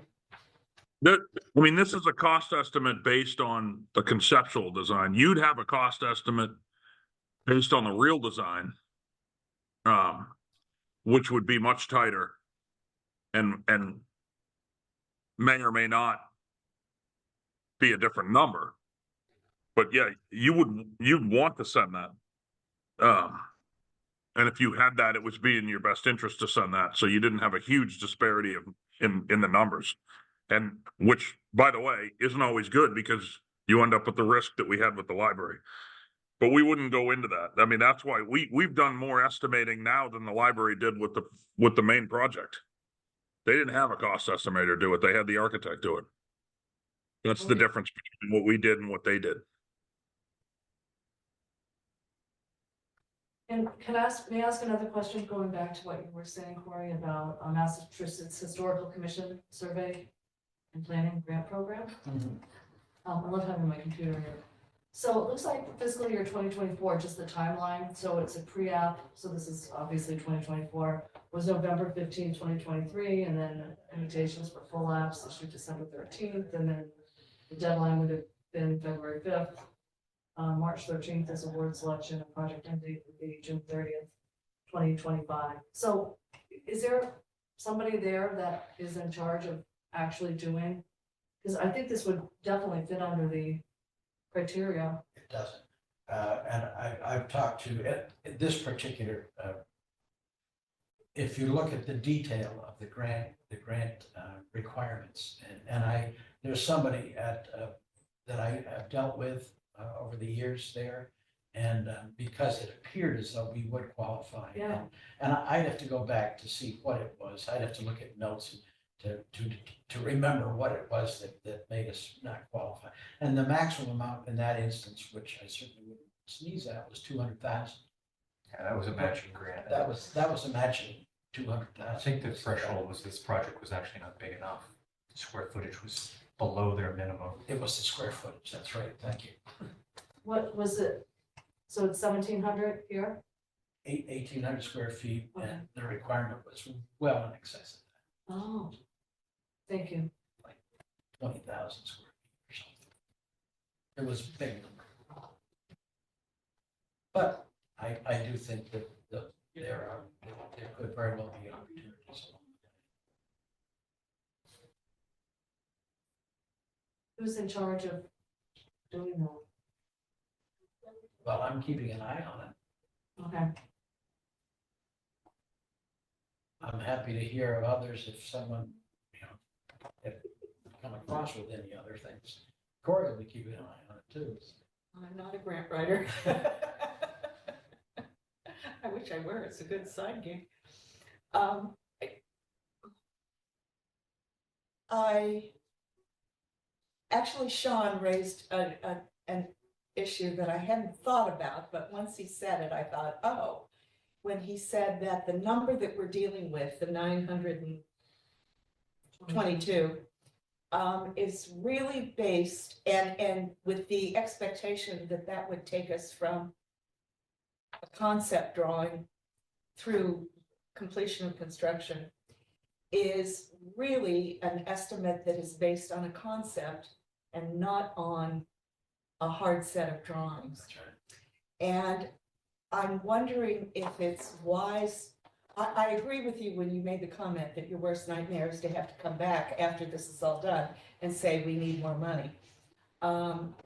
That it might be better to do what you had suggested at one point about breaking it into two pieces and having this year dealing with a number that will get us to the completed architectural drawings and an RFP or an RFPs. And then once we have numbers based on real plans rather than concepts, at that point, then we go to phase 2 and we'll know more tightly more accurately what the real construction cost is. And if we would consider doing it that way, do you have any idea about what dollar amount we put on phase 1? So I'd like to address, Is that broken out? It must be in the number. It was broken out what the. Architectural, it's like Yeah. 290,000 Yeah. for architectural. I'd like to address that actually without answering the second question. There's numerous instances where the town has done exactly what Corey just said, most of which didn't go well. But one thing to keep in mind with this project that this isn't a project like the highway garage where there was a 21 East site. We weren't quite sure what it was going to cost to clean up, et cetera, and there was escalation. This is an interior fit up of a space. and a space that was just recently completed. We know exactly what we have. There's not a bunch of unknowns. There's not a possible asbestos remediation like we had with the library in the first place. There's not a lot of risk there that we don't know. So the scope of the project on the design side isn't as risky as either the library, the highway garage, the rebuild of the fire station that we did, the remodel of the town hall that you're sitting in, et cetera. At most of the projects the town has endeavored have been remodels of old buildings that turned into a slightly bigger project than we thought we were gonna. Community center that my father did. The scope is always a little fuzzy. The scope here is not going to be fuzzy. It's going to be a pretty tightly controlled project. And I would also point out that when we do a design, if we were to do a capital ask right now, and that's similar to what we did with the roundabout, and ask for, say, $150,000, $200,000 for the design. Well, the town basically is approving the project by means of approving the design. And then if it becomes a $1.3 million project, what's the town going to say after they just invested $150,000 to $200,000 in design? They're not going to say no, or they're going to feel really aggrieved that you did that to them. What we're trying to do is say, here's a package that's X dollars, and that's the budget. You design it to that budget. And when it goes to public procurement, what doesn't show right now because we don't have the design, but will, is rather than add alternates, we can send it out with add deducts. So there's certain portions of the finishes that we can say, design it to this, and when they bid it, and this is mostly in public procurement, say do an add deduct where instead of doing this finish, do that finish. Instead of doing this glass glazing, do that glass glazing. And the main bid stands. And if you get to the point when you need to sign the contract and you say, well, we're short $30,000 on the contract and we don't want to use a contingency, don't use that, or use that deduct and roll the main bid down. We'll be able to do that, but we can design it to a certain number. If you don't give the project a certain number, you're not going to have a certain number, and you'll end up with the library. So it says design and pricing contingency is $69,000. What's that? So design and pricing contingency is $69,000. That's the contingency. Architectural, 290, what I said earlier. I'm sorry, you said 209? 290,000, it's architectural, but that might be during the whole, that 290 is probably during the phases, right? It's not just the plans. And the architectural it includes carpet, you can see it includes, that's not just drawing. So so are you saying it's about 200 though, or 150, Sean, you had mentioned? I'm sitting at my kitchen table. I'm not going line item by line item through that. And I'm not going to even offer that because that's not what I presented. I'm presenting Okay. a single ask. If you want to break it up, I'm not venturing on that right now. We're not going to go through that tonight. I have no means of being able to tell you what that number is. That wasn't what the ask was. Right. And I can't really untangle it right now because that's not how we assessed it.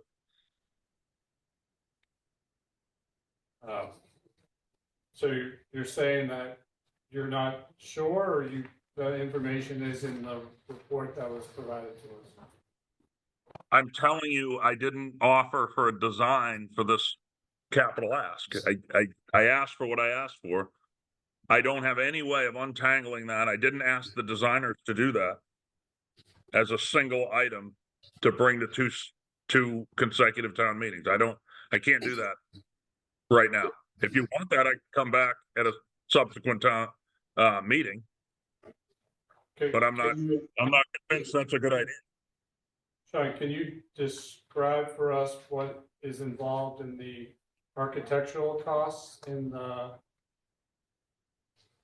CHA estimate? No, I don't even have the estimate in front of me. I didn't even know we were gonna get into detail. But I can tell you that the estimate would be the architect and his subcontractors, which is an HVAC, an electrical engineer, and a fire suppression engineer. And I couldn't possibly break those all up. Nor was it deemed to, that wasn't part of the way how we broke it out. So you can't just untangle the numbers the way they are.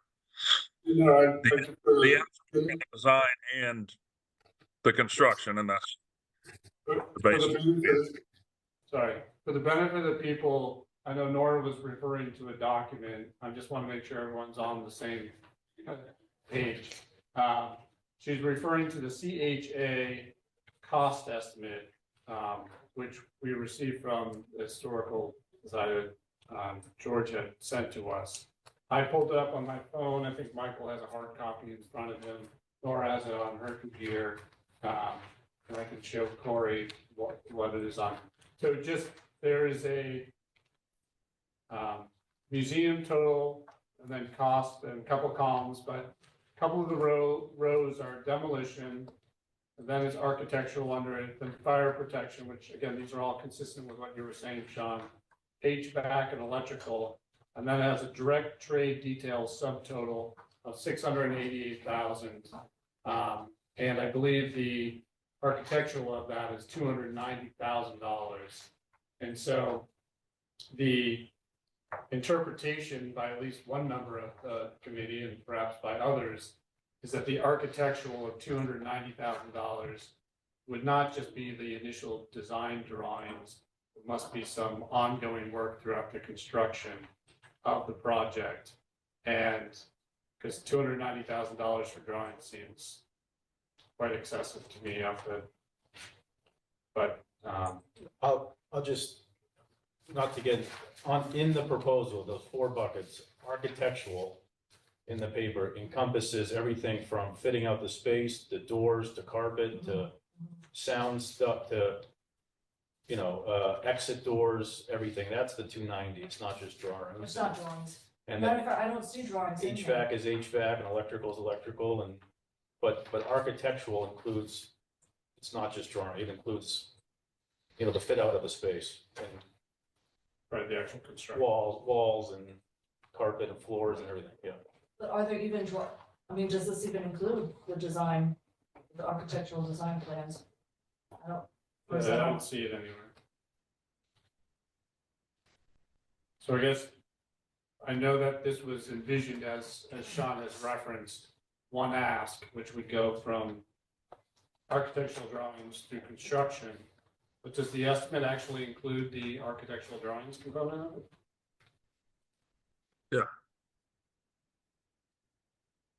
Yeah. It does? It's not referenced.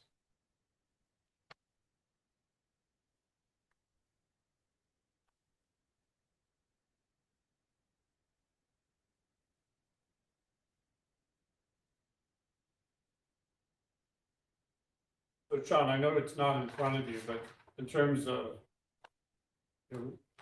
degree of certainty on that, it actually includes the architectural drawings.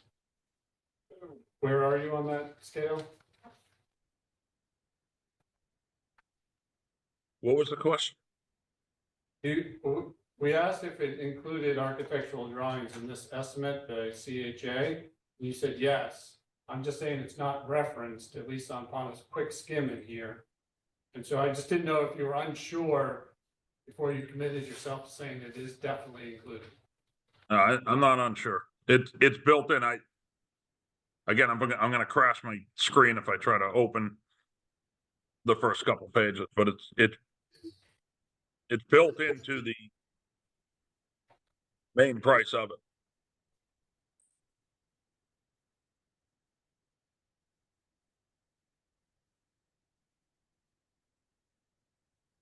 I think it was called the assumptions page, but Under the page that is labeled clarifications, Mhm. on part 2, that is construction cost estimate exclusions.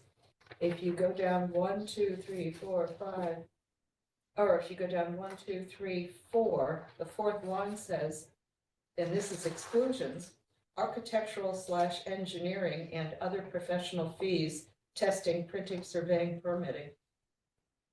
Is that a reference to the architectural costs? It's a fair reading.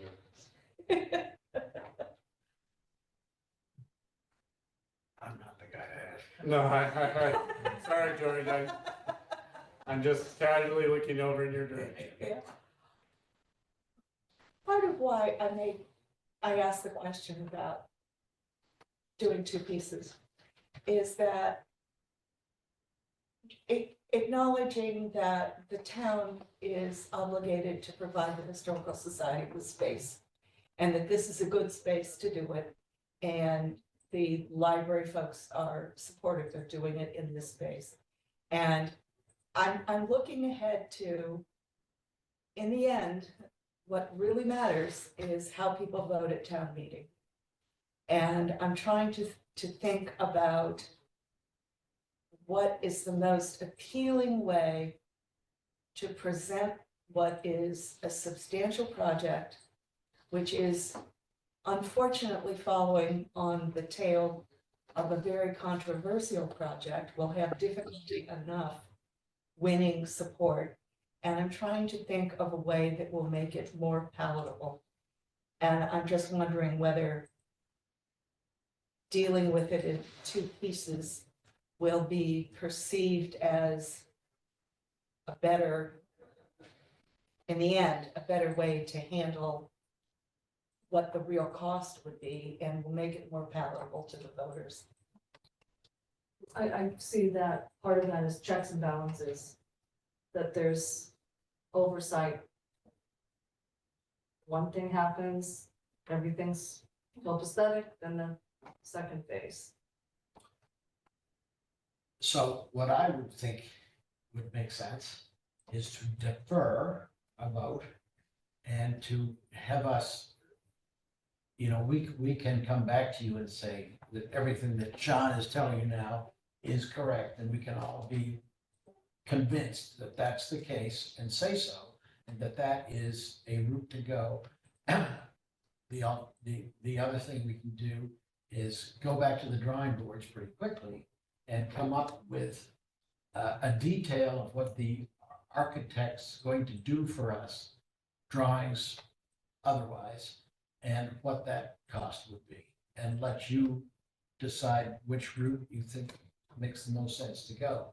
I think what I'm hearing is that, okay, we do that, but time marches on and costs escalate, which is what happens anyway. So, maybe that's, it seems to me it's very difficult for you to make a decision tonight, one way or another, and that deferring makes sense. I'm not sure how long it would take us, meaning Sean, to get back, I suppose, to CHA and say, okay, we need a little more advice here. We need to know what is the architect going to do, and how much is it going to cost us to do it? And what's the time frame for getting that done? I suppose that's the alternative. Yeah, my other question was going to be, when Sean talked about putting out for bid and saying, this is the dollar limit, and you're going to have to shave and shape the project to fit the dollar limit. I was going to ask Jeremy if he had any experience dealing with something like that, or if Sean had had any experience dealing with this on behalf of the town in that manner.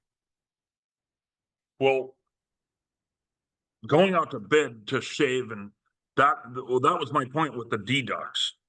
If we have, let's say after we do the design, we have an engineer's estimate of $800,000. Say it's $700,000 for construction, and we're not sure we're gonna have quite enough. We haven't gone out to bid yet, but there's 3 different items that we can shave $60,000 total, we think. We put those in as sequential deducts. They're things we don't have to have. They're not the carpet, and they're not, the electrical, but they're things we don't necessarily have to have. And if the bids come back high, you don't, you either choose or you don't choose the deducts. And it causes the main bid to come down. You can do it in either direction. You can do add alts or deduct alternates. Where you can pull the main bid down, or you can allow the main bid to go up if you come in low. The library did an add alternate with the roof on the main library. We did add alts at the highway garage. I'm not sure about the project, but you can do that if you're unsure where the bids will come. And there was a lot of that going on during COVID because the pricing was all over the place. It's settled down quite a bit. It's a little more unpredictable now. But again, we're speculating where we're going to land, but you can design a project to a budget. People do it all the time in business, in government. You pick a number and you design a project to it. We most certainly can do it. There's no reason we can't do it. To just give a blank check and say, well, design whatever you want. Here's $200,000. Design what you want and then come back to the town and tell us how much it's going to cost is a little ludicrous. We can fix a number on it. I don't think it needs to be 950,000. I specifically asked for 850. I'm not sure where that's going to land, but that's what I asked for. And that's honestly what the ask is in front of you. It's not 922. That was the estimate. Again, you got that as quick as we got it. There's still work to do on it, so. If I may ask a question. I don't expect you to vote on it tonight. There's nothing to vote. Can, the town can put out projects to bid without fiscal authorization, is that right? Because there's been no actual contract. Correct. Yeah, you can You could, based upon an actual design, you could put it out to bid and get hard numbers. Is that right? Correct. You get a bid and you get a proposal for a price. Yeah. But until the town has a prior appropriation, it can't enter a contract that would then Obligated. build obligated funds. Right. We did that on the Pine Hill Road. That went out to bid before town meeting. We had the bids back before town meeting. So we were voting on a project that was ready to contract as soon as we had the funding. And it came in under. It sounds like Sean just said he's not expecting us to vote tonight.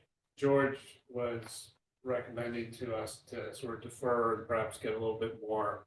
I mean, I think the request would be, what would inform us would be, what is the breakout cost of any architectural design and plans? How much that work would cost in order to then be able to put it out to bid and get some hard numbers. I think that would be helpful for us. And if Sean, if you're what you envision is it's going to cost this amount of money and no more, then I think that's a conversation that you have with the architect, right? When you say you're designing a space, you're doing drawings, but the cost isn't going to be above a certain threshold. Is that right? Is that how it would work? Yeah. But that can't work tonight. I don't have an architect. No, we understand that, but the notion is that you tell the architect, okay, we're gonna have this project, it's not gonna cost more than X, maybe it's $500,000, maybe $600,000, whatever you're telling the architect. It's not just, hey, architect, go give us some drawings, thank you very much. It is your architectural drawings are going to be designing a space that's going to cost in this ballpark. Yeah, I expect that's what you'd do if you hired somebody to design your kitchen. Right?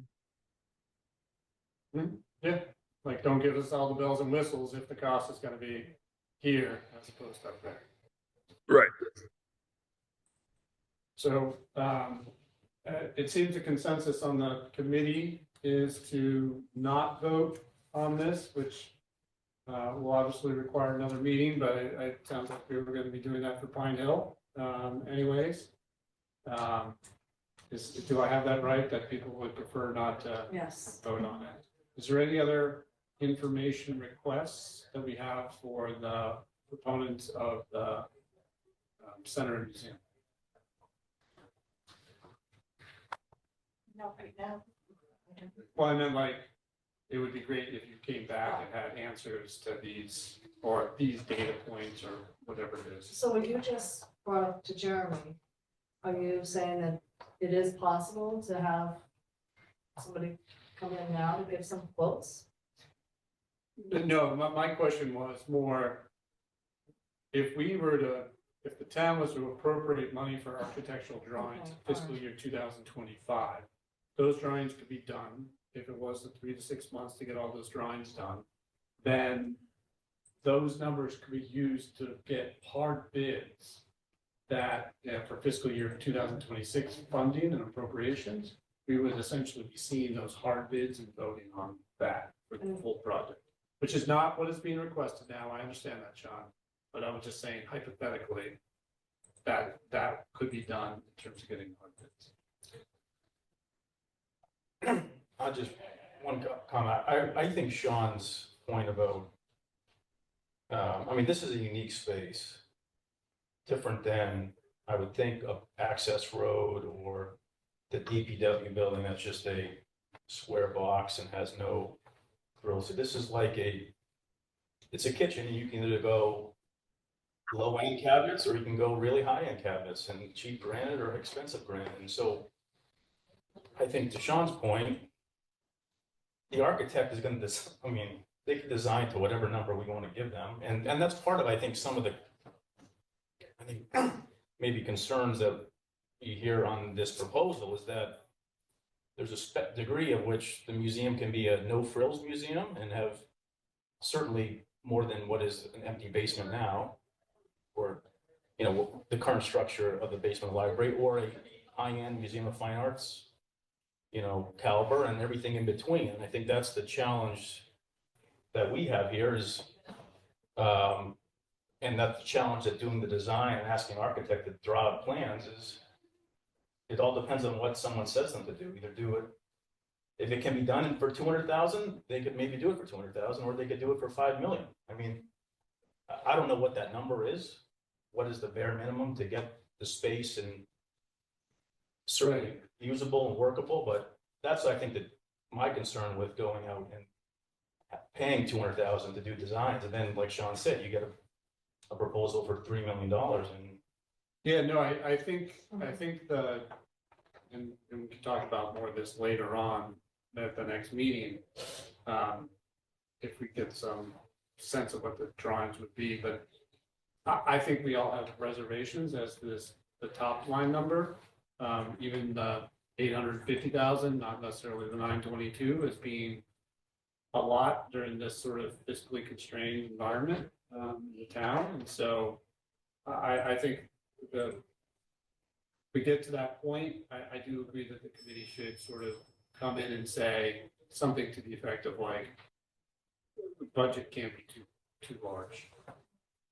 Oh, my assumption would be that if we, in whichever way it works out, when you approach the architect and say, you know, this is what we need, and this is our bottom line, and do your best.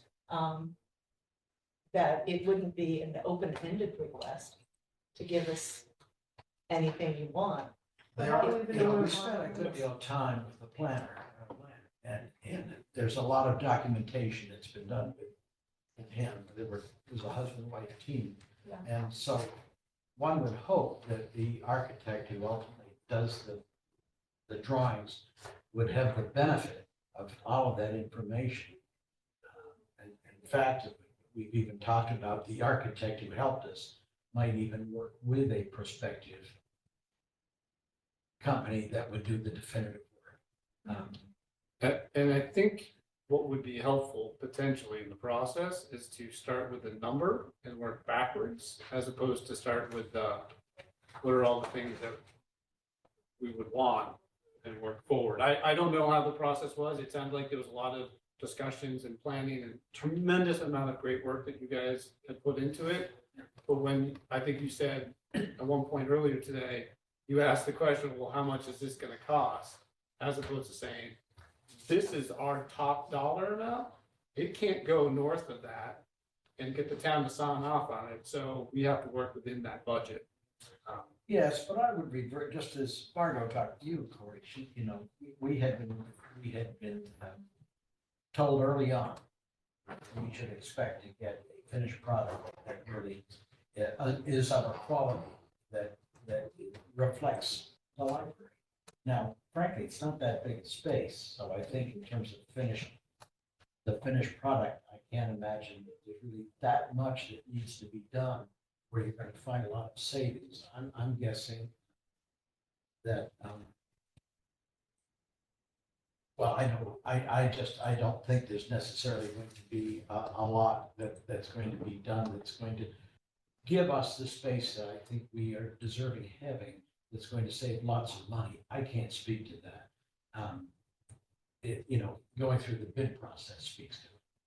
And, you know, I just think it's incumbent on us right now to be helpful to you and to ourselves, and to come back with alternatives. One is to do the package as was presented to you.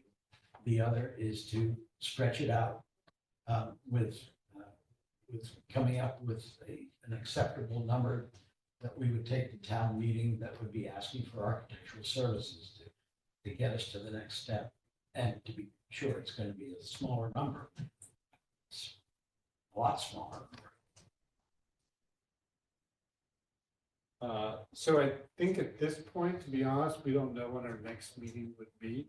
But I would anticipate it wouldn't be next week, because we're just not gonna have information from the schools, and I think it probably makes sense just to have one meeting, but perhaps put you first on the agenda. I've been very patient tonight, and so, I think that's pretty much where we're gonna leave it. We don't know when our next meeting is. We'll obviously notify you as a point person, and Sean will notify, and anybody else you feel like we should notify. We'll make sure that you're aware of when we're gonna do the next meeting. I would suspect 2 weeks might even be a little too early. I'm looking at Jeremy, probably more like 3 weeks. So whatever information that you're gonna try to gather, if you could gather it within the next 2 to 3 weeks, and the quicker you can, but, you know, obviously, we did have an ask, and, you know, take the time you need to get that, but I'd say within 3 weeks would probably be a safe. Well, if we get information sooner, let's try to get it to you sooner. Anybody else have any? Actually, I just wanted to ask Dan how, I know advisory has done its calendar for when you're going to be considering this, and I just wanted to know when you're going to be looking at this issue and Pine Hill School. So I think, so we had a couple meetings, February 28th and March 6th, that were reserved for warrant articles. Oh, okay. Yeah. And given that it at least might be surprises in the next day or two, it doesn't look like there are going to be a lot of extra warrant articles. I think at least one of those meetings is going to turn into a consider capital requests that you didn't consider in the normal course of, hey, Department X presented their operating budget, and they, you know, the fire department presented an operating budget, and here are our capital items. Because there will be this one, there will be the Pine Hill one. I think there'll be a number of others that for one reason or another don't get done along with the operating budget discussion. And so I think it will be either February 28th or March 6th that we would be getting to this. So I think potentially it would be, I mean, ideally after capital budget has had a chance to consider. I would try my best to schedule things, to adjust the schedule that way. George, I have a quick question. For the $1,100 a month Gentle Giant storage, is that, how big a unit? Is that like a 1-car garage size, or what's the size of I that? haven't seen it. I'm guessing, I don't know. Well, I guess it's, okay, but it's climate controlled and everything? Yeah. We've spent, there's other money that's been spent moving some things back and forth a couple of times, but I guess we are, is it not 1,100? It's Yeah. about 14,000 a year. 14,000 a year, it comes out of the town, building Where, operating budget. where is it stored? Gentle Giant, you familiar with that? No, I know, but where is it? I can't Framingham? recall, like, for location. And it's actually not all of the items, it's actually. No, items George that has are short, another, stored yeah. in George's property. Gentle George. Gentle Gentle George. I'm just I've wondering, got a lot in the office. if that library were cleaned out, because there's a lot of things there that I saw that just needs to get out. Is there any way to even temporarily put it there that's in Gentle Giant? Because it is dry there. I'm just thinking, just short term. I'm just throwing out there right now. I don't know what exactly is stored in General Giant, so I can't speak to that. Is that more the The- furniture the- items? Well, Probably more of the It's a lot. delicate items. there's Yeah, gonna it's a be lot. probably a lot of dust and debris floating around in the basement while the work is. Oh, no, I was just, Oh. yeah, In the interim. in the interim. And I guess the other thing about the General Giant space is it's locked and nobody has access. other We're than pretty, the we're pretty historical confident that they're, you know, All right, yeah, that's. good custodians of this. Okay, yeah, it doesn't make sense to move it twice, or, I just was wondering how big. The It's a space in lot. the I mean, I could library bring in basement now is photographs not of secure. Items that we have in our museum, it's a lot. Okay, thank you, George. It's getting pretty late. I don't know, well, actually Dave is on. Yeah. I didn't know if how long he's been here. But I think that was the last question for George, is that right? Yes, thank you. George, you're always welcome to stay, but I think that's, we're deferring. And so if you want to depart and get a good night rest, feel free. All right, thank you very much. Thank you, and thank you to Sean as well. Thank you, Sean. Good night, Sean. Church jacket. Well, Sean is to stay on for rep. Yes. Oh, that's right. Okay, so it is late, it's pushing 9:20. And we did have the rec left on the agenda. I do see its advocate is present on hybrid mode. So did anyone? I didn't hear a motion to end the meeting. So should we, do I hear a motion or should we just continue on? Tell me that. Well, since they're here, let's talk with. Yeah, okay, I know it's pretty late for everybody. So Dan's like, what, it's early. I almost think I got my second Maybe I can help for advisory schedule if you got to it. I'd rather than 3. Yes. Okay, Yeah. all right, well, that's another consideration. All right, Dave, thank you very much. Hopefully you have not been on forever, but we try to remember, you did provide sort of the updated documents that were cut off a little bit last time, and we have them in front of us. Yes. Yes. And,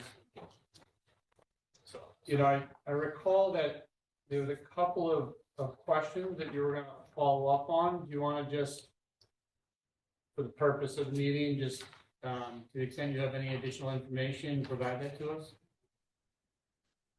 Sure.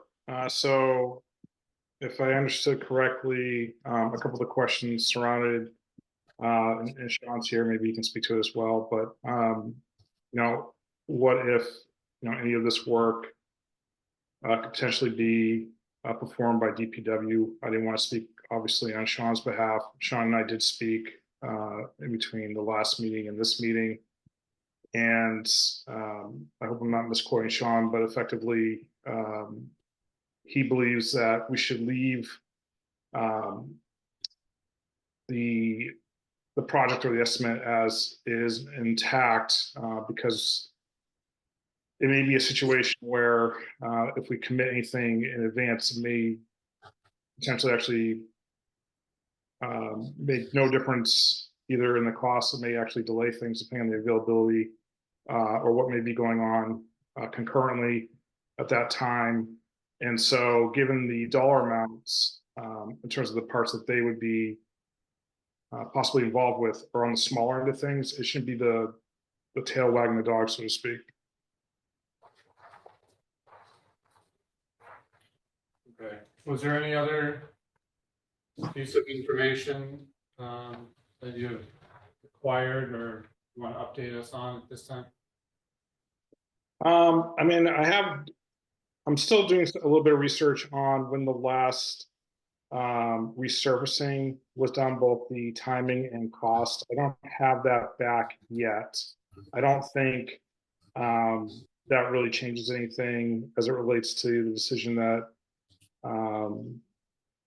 that this committee would need to make, as the people that have looked at it aren't recommending resurfacing anyway, because it's beyond that point.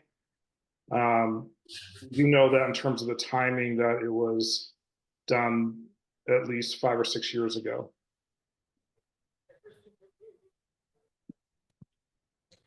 Now, I'm looking at the capital improvement plan, and I see that both the tennis pickleball courts and the Jamison Field renovation have been identified as sort of tier 2 in the priorities. Is that something that you came up with, or is that something that sort of the town administration had identified as a priority, like a tier 2 priority? Yeah, that was a collective discussion. So I didn't arbitrarily assign that, but it was discussed and vetted. And just to make sure I'm understanding the calibration of tier 2, what would you describe for recreation as a tier 1 priority, or are you thinking that there would be a tier 1 recreation priority? I mean, to my understanding, the way the tiers are written, there wouldn't be a tier 1 priority for a recreation facility, but I'd welcome someone to correct me on that. Right. And I noticed that none of the recreation proposals over the next X number of years are anything other than tier 2. So I'm just, so if I'm looking at the key, tier 2 is a should do and a tier 3 is a could do. And I'm just trying to make sure I understand the distinction between any of these projects and could do versus should do. Yeah, so as I read the key, and my understanding is that the reason why these are should do's is what are the alternatives, so for example, with the courts, as it accelerates towards a state of disrepair, you're facing all different types of risks. You're facing the risk of us needing to close it. You're facing the risk of someone getting injured. You're facing the risk of cost escalations. But I suppose that's for any project. But to me, if you were to examine the facility and walk around and see the issues that exist with the surface, it's past could do, it should do. And in between the Jamison Field and the tennis pickleball courts, when you talked about either closing the facility or people getting hurt on it, I know one has a greater sort of volume of use than the other, but imagine if those were constant, is one sort of a greater hazard of people getting hurt than the other? Well, it's hard to define that aspect of it. I mean, obviously the courts get a higher use in terms of both by demographics, every age group participates and utilizes activities on those courts, but also in terms of day versus night, as well as year round. So it's literally our only recreational facility that operates provided, the surface is not covered in snow like it is this week, year round, day and night, to all different age groups. And so, I guess from a volume standpoint, there's a greater chance in terms of, because there's just more people traversing and utilizing, the courts and that surface. But, baseball, inherently, like a lot of sports, has a certain element of risk as the baseball field develops issues in terms of the lips over years of erosion and things like that. And you have a baseball that launches off a part of the infield that's no longer that's not conforming. That could get into a kid's face, and all it takes is one incident like that.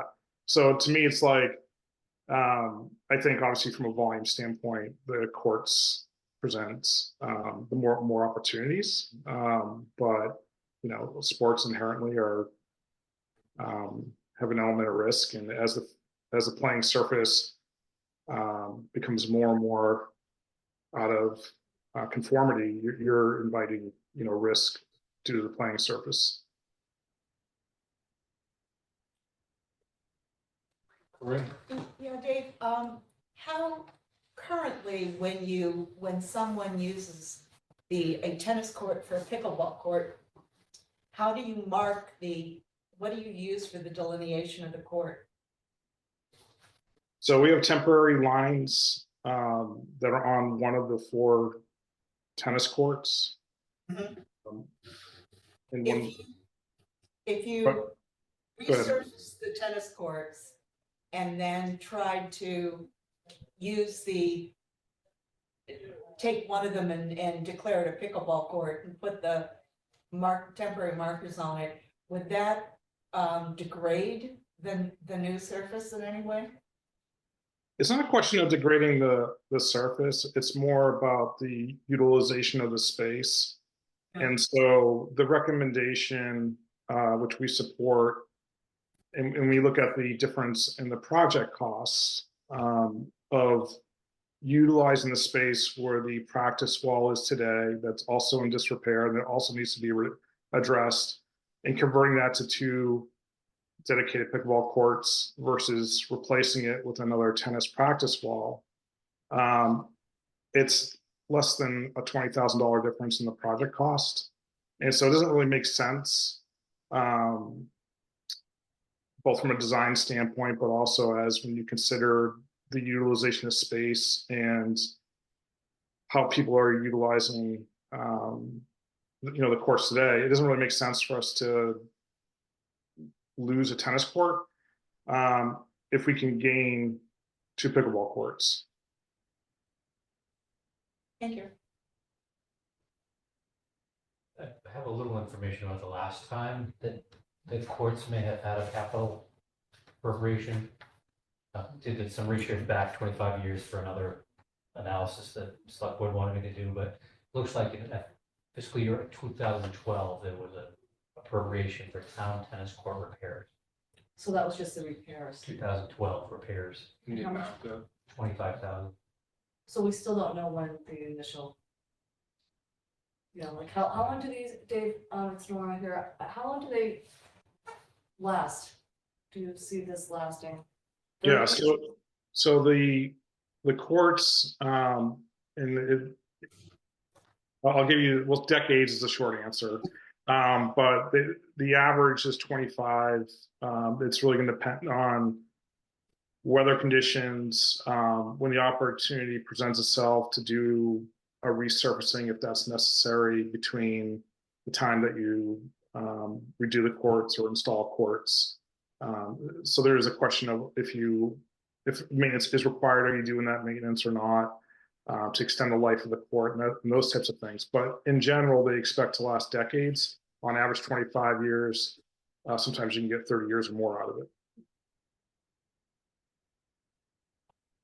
I just happen to be a phase person. Any thought on doing this in phases? Just do the 4 courts make one of them with the lines for pickleball.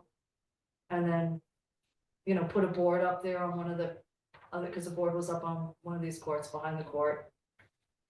And then just do a second phase on those pickleball courts, the additional ones.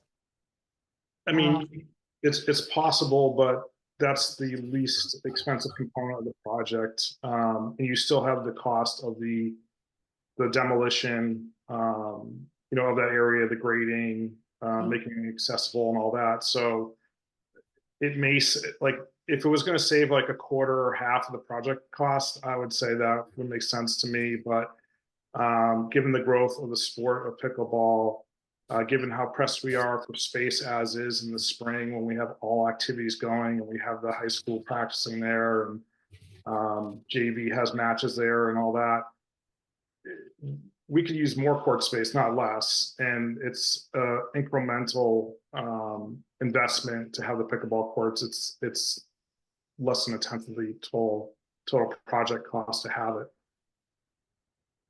And do we have the numbers on how many people are using them? And then is there enforcement on people using them from in town or people coming from out of town? I remember that came up in terms of not the enforcement part, but reservation system. Yeah, I mean, we can provide numbers in terms of for activities, for registrations. Anecdotally, we could tell you, okay, we have benches that are used next to the pickleball courts because people are waiting to use it, which you don't usually have. So I know there's more, so to speak, demand than there is capacity in that regard. But in terms of like the numbers for youth programs and things of that nature, we have those type of restrictions. We have the number of hours, we can quantify in terms of for private rental lessons. We can provide numbers for number of hours at the high school. Those kinds of numbers we could furnish. But the issue for us is that, the additional space would be welcome because we're kind of already at the gills in the spring as it is. Aren't there tennis courts at the high school though? I'm sorry?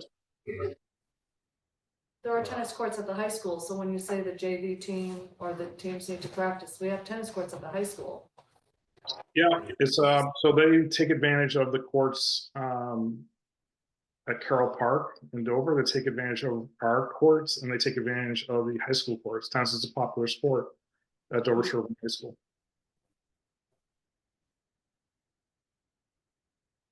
Do we have numbers though about the residents that are actually using the pickleball courts?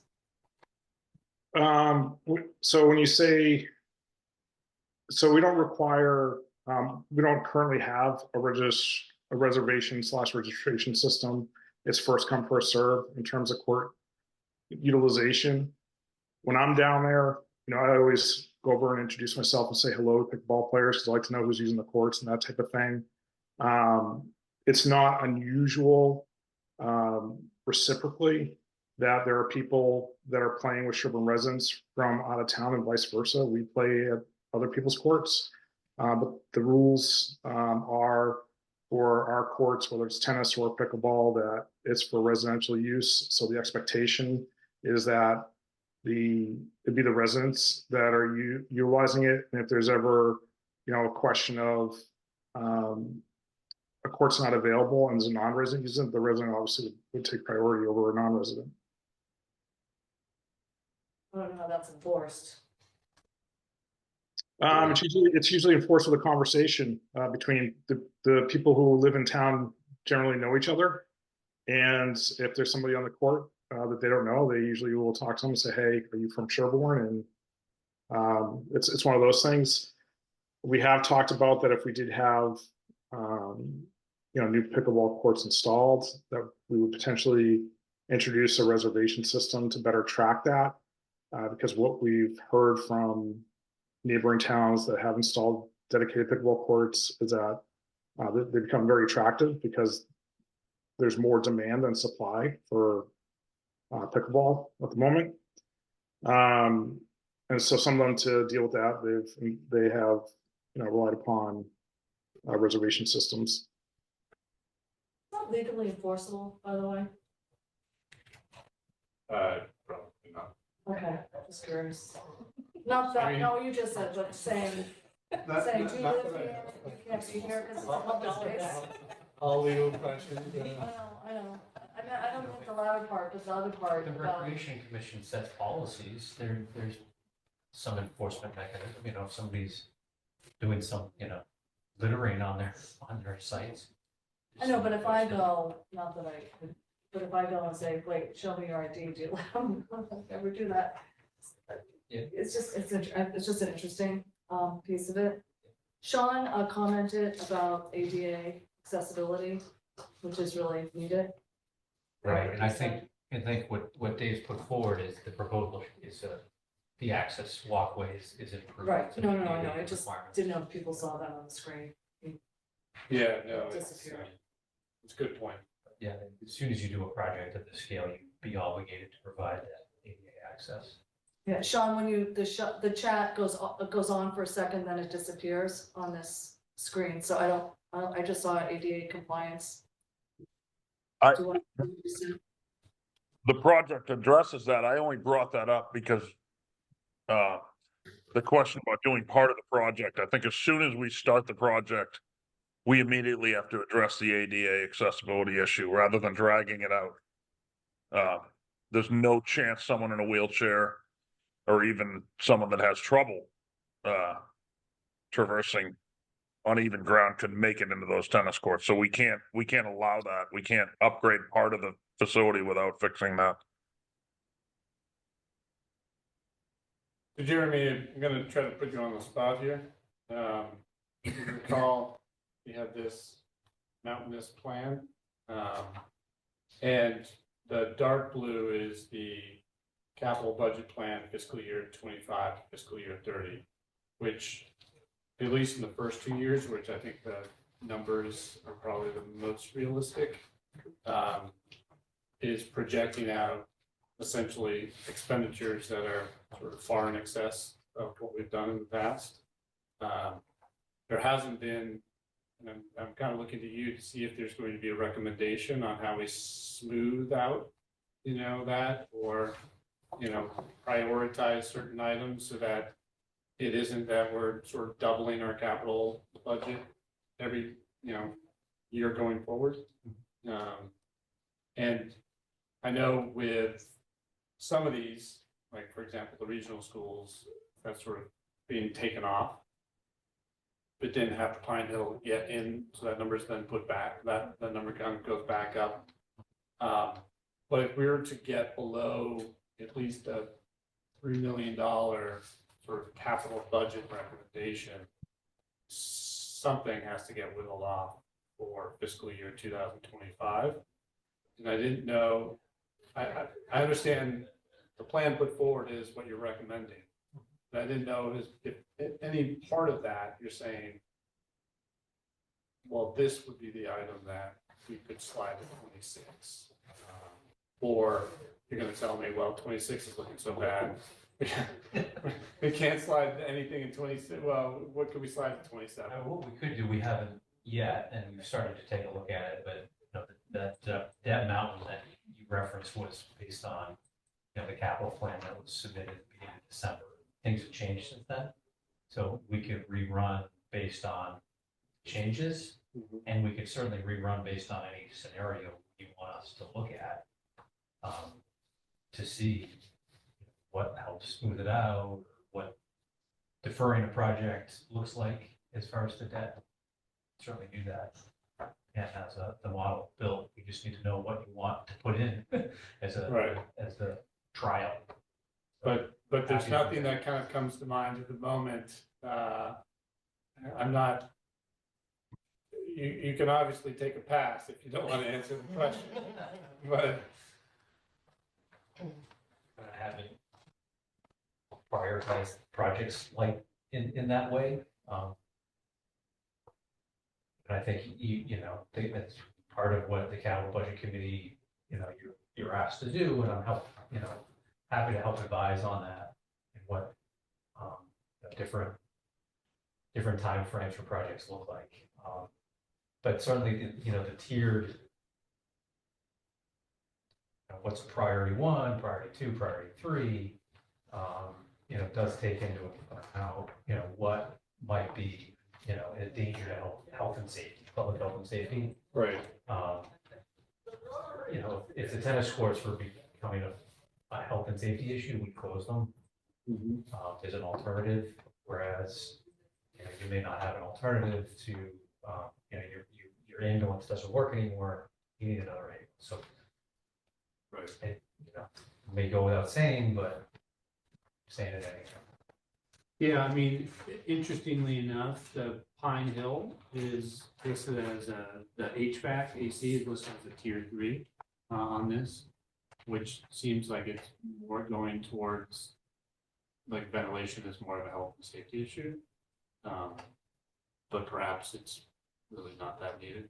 Well, I think the study will give more color to that, but from my understanding, there are some areas that the auditorium, for instance, in Pine Hill gets quite hot. And the ventilation, there's a component of ventilation just to get circulating air, get the stale air out, and then there's another component that cool it. And it's both in the case of the auditorium. So perhaps this is answering my question for me, but I noticed that the Historical Society library basement is a tier 3 versus the pickleball court's a tier 2. So if it's a tier 3, it's could do, not as big of as a priority as say the pickleball courts or the baseball field. Do I read that correctly? Can you go through that again?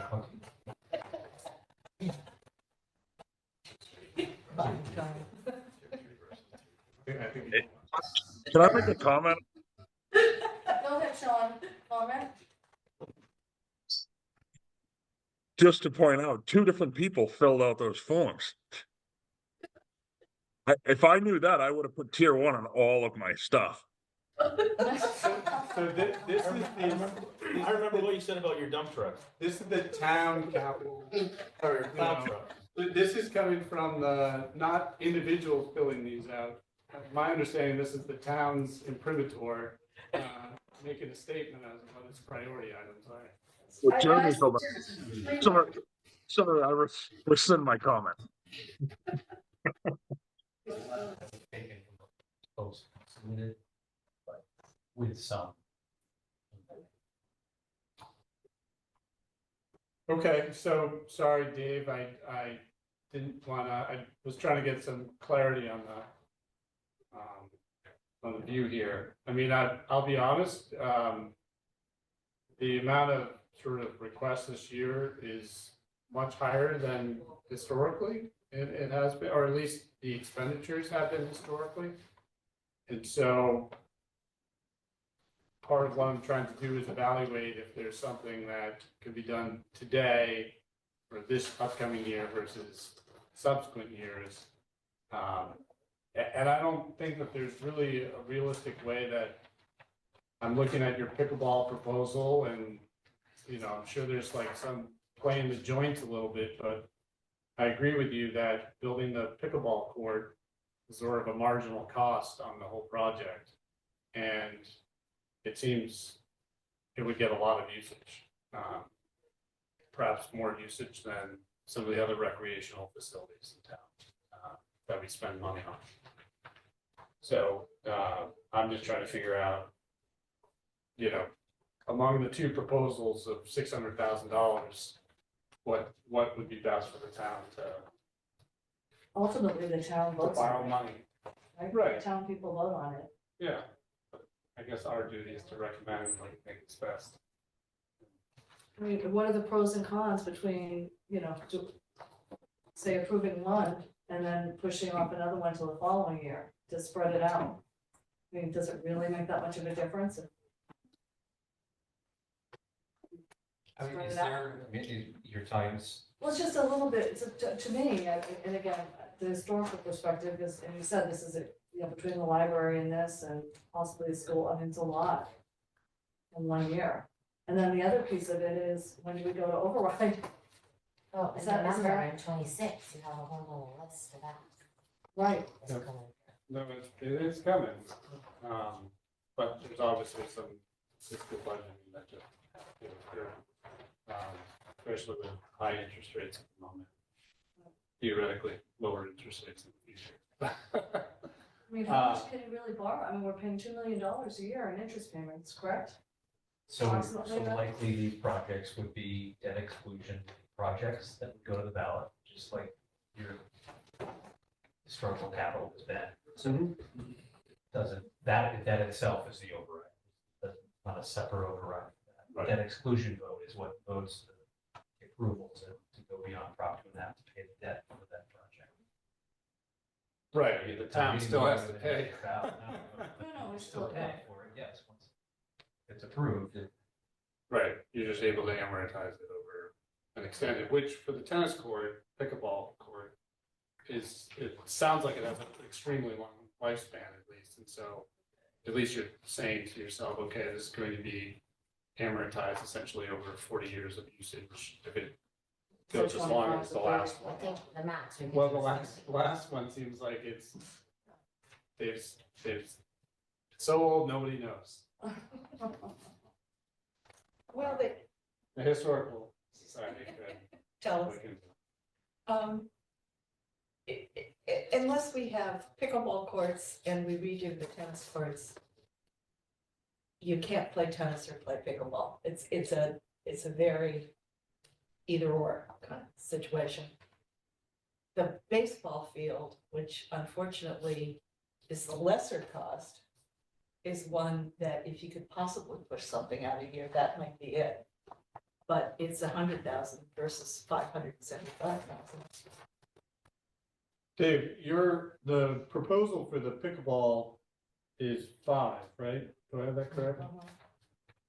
Well, when it was originally submitted, that was a back of the envelope number that was provided to us. We circulated last week when we got the plan back and the estimate from the firm that we worked with, the draft of the plans. It came out to 500 and something, but when you add in the 10% contingency, the total estimate is 600 and something thousand. What is your ask, Dave? Last week it was 575. No, actually, it was the ask is just simply for the project as the plan is laid out and the estimate was developed. I acknowledge that when it was originally submitted, it was submitted at 500,000.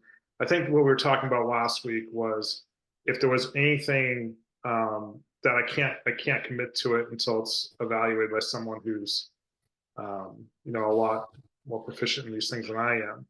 But if there was anything in that estimate that could potentially fall out, it would be the cost of replacing the light poles if they can, which I don't have an answer for you on yet.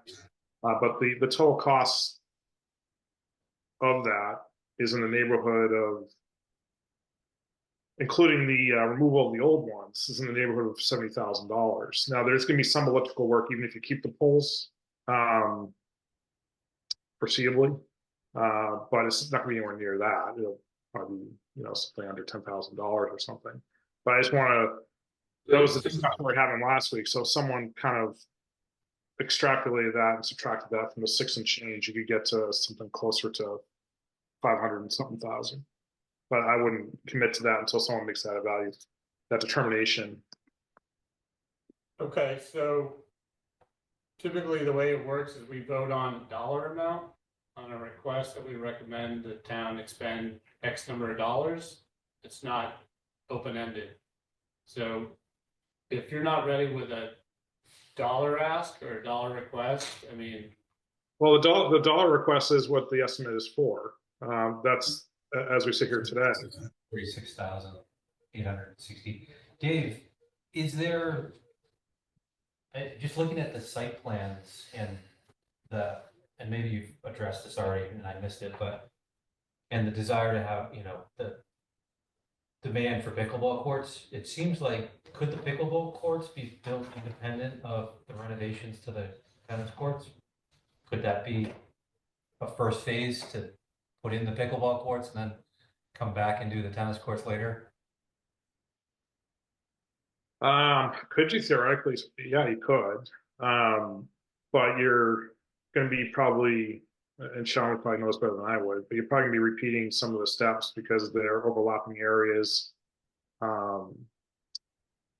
That and, you know, the pickleball courts don't exist yet, right? The should do is the tennis courts.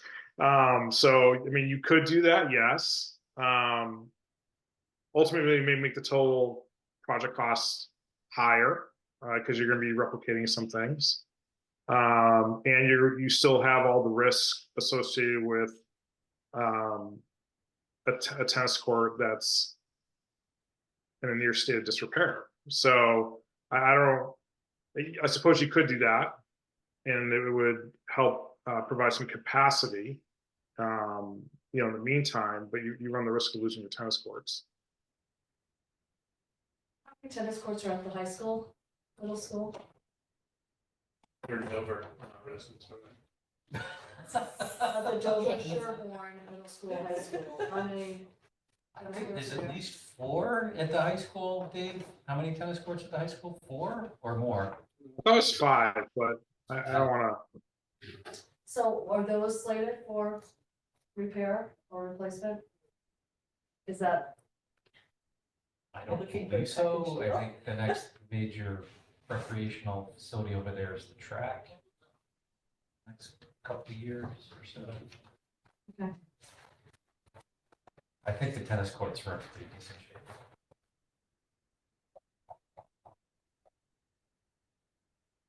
Okay, so the ask is currently $646,860 for pickleball, tennis, and all the other improvements. And it sounds like there's no alternative proposal. Does anyone want, or do we want to discuss the baseball field any further?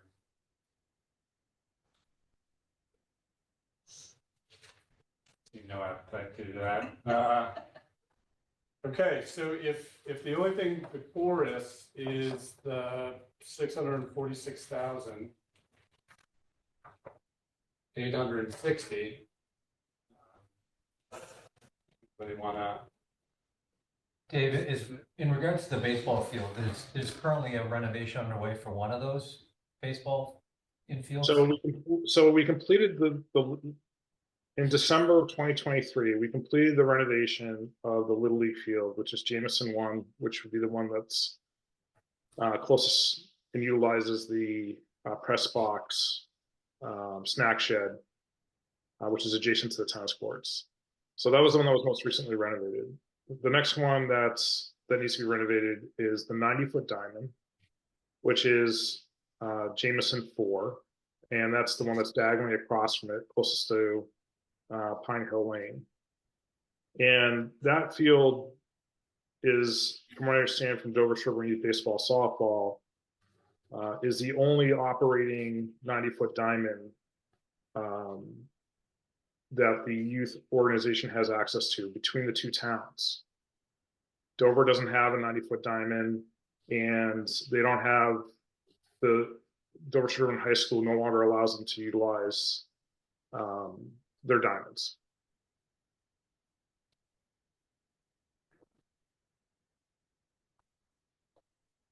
Okay, well, not hearing anyone make a motion, so I'll make one comment and then I'll make a motion.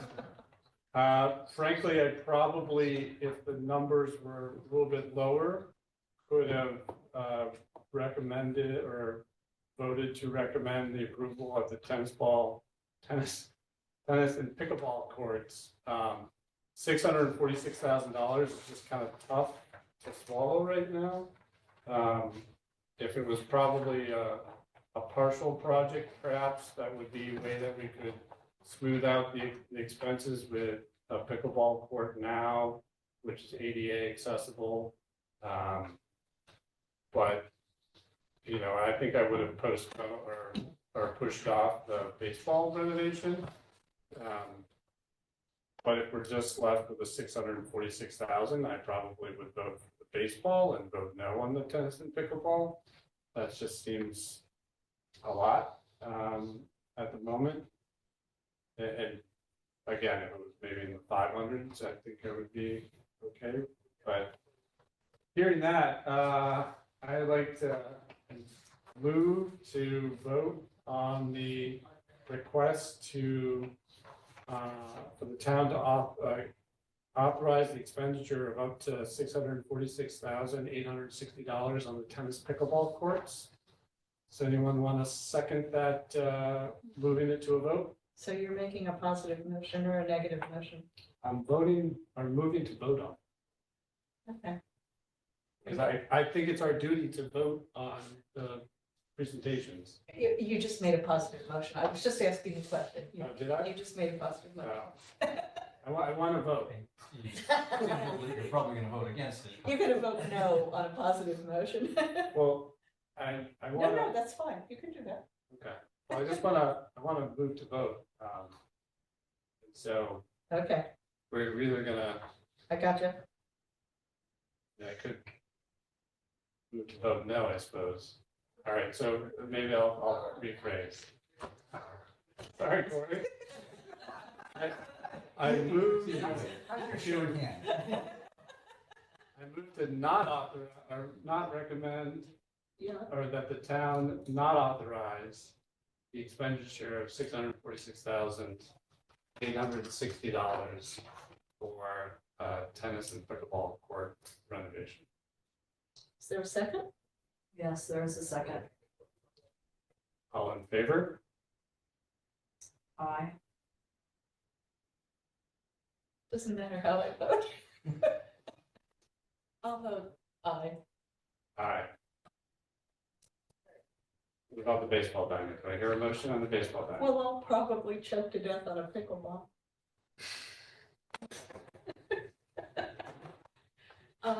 Okay, you're gonna make a motion on I'll baseball. make a motion Ooh, to approve the repair of the baseball diamond for $100,000. I second that, up to $100,000. Hopefully it's less. all in favor? Aye. Aye. Aye. Done. And Dave, as you have heard, probably that we're gonna have another meeting. And so we will reconsider if there's a different proposal probably brought to us. I mean, we would hear you out if it was, you're asking us to reconsider with the same proposal. But if there's a different proposal, we could reconsider. Earlier this evening, we reconsidered votes that we had taken on the fire department's proposal. And so if you're so inclined to want to come back to us with a different proposal, we will hear it. I think we all believe that it's something that needs to be done at some point. And we're just trying to figure out when's the best time to do it, frankly. And it just seems that if you had a proposal that, again, you were able to talk to the estimator or whatever and back out certain aspects of it because you're able to reuse things, et cetera, and have a more refined proposal, that might be something, again, we would look at the numbers and reconsider those. Fair enough. I appreciate your time. It's painful to say no. I love pickleball and tennis myself. Yeah, no, and I know that they would get great usage and something needs to be done with the courts. And you don't want dilapidated courts. I get it. It's just. time Well, is thank you. Yeah, we'll take that under advisement. We'll take another look at it. We'll speak to the firm that we utilized, share the feedback from this meeting, and we'll see what we come up with. Yeah, and maybe you can back out the light, electrical and get a more. Yeah, I don't know. I don't know if we can get a determination on that, between now and when you meet again, but I'll see if I can get someone to take a look at that. Thank you. Thank you for all Thank you, your Dave.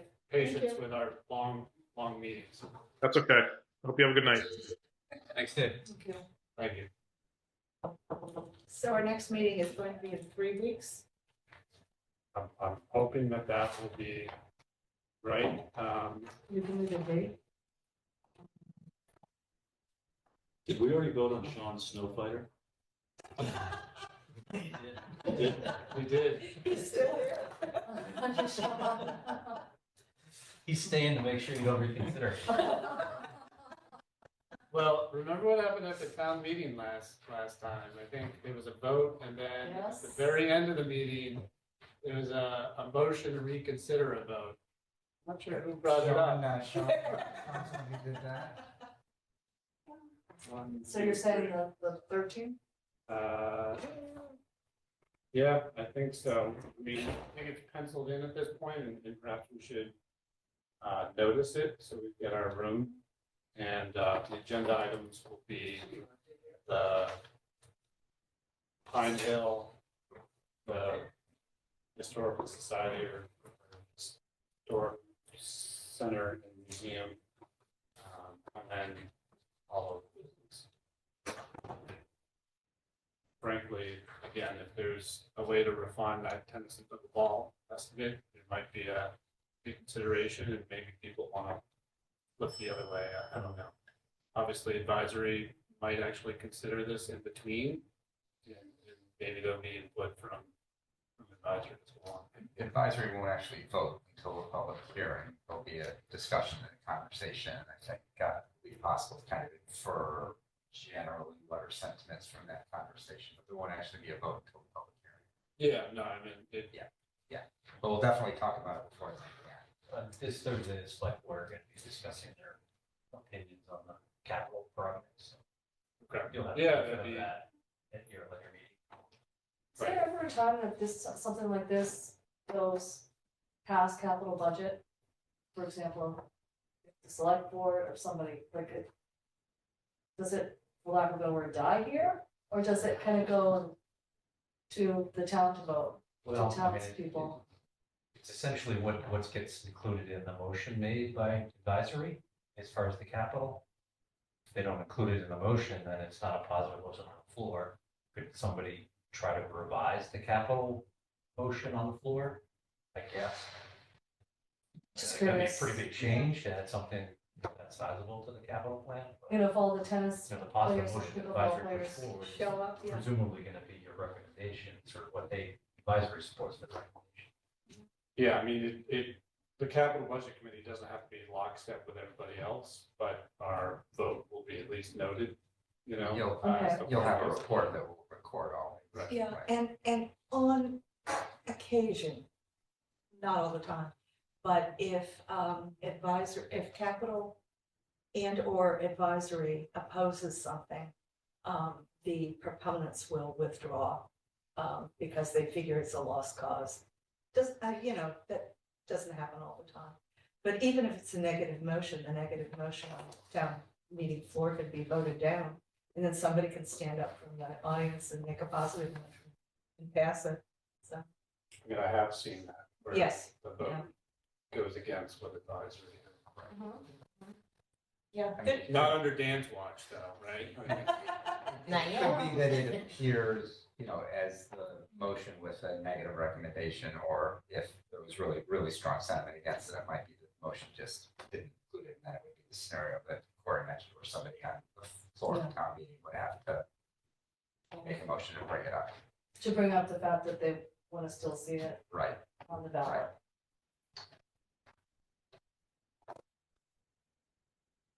It's just hard to know without usage and numbers and it's, I mean, I think Dave's comments, I mean, just my own sort of observations of the courts, Yeah, that no. they are well utilized. So, it's a good call.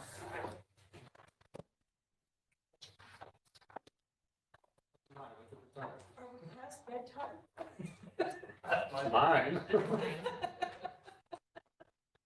But we're still in session here, so. I'll make a motion to adjourn. Second. All in favor? Aye. Aye. All right, it was adjourned at 10:10 PM. Thank you everybody for all your patience. Long meeting, it's a late night, so thank you. Well, I think we actually accomplished a lot. Thank you, Jenny.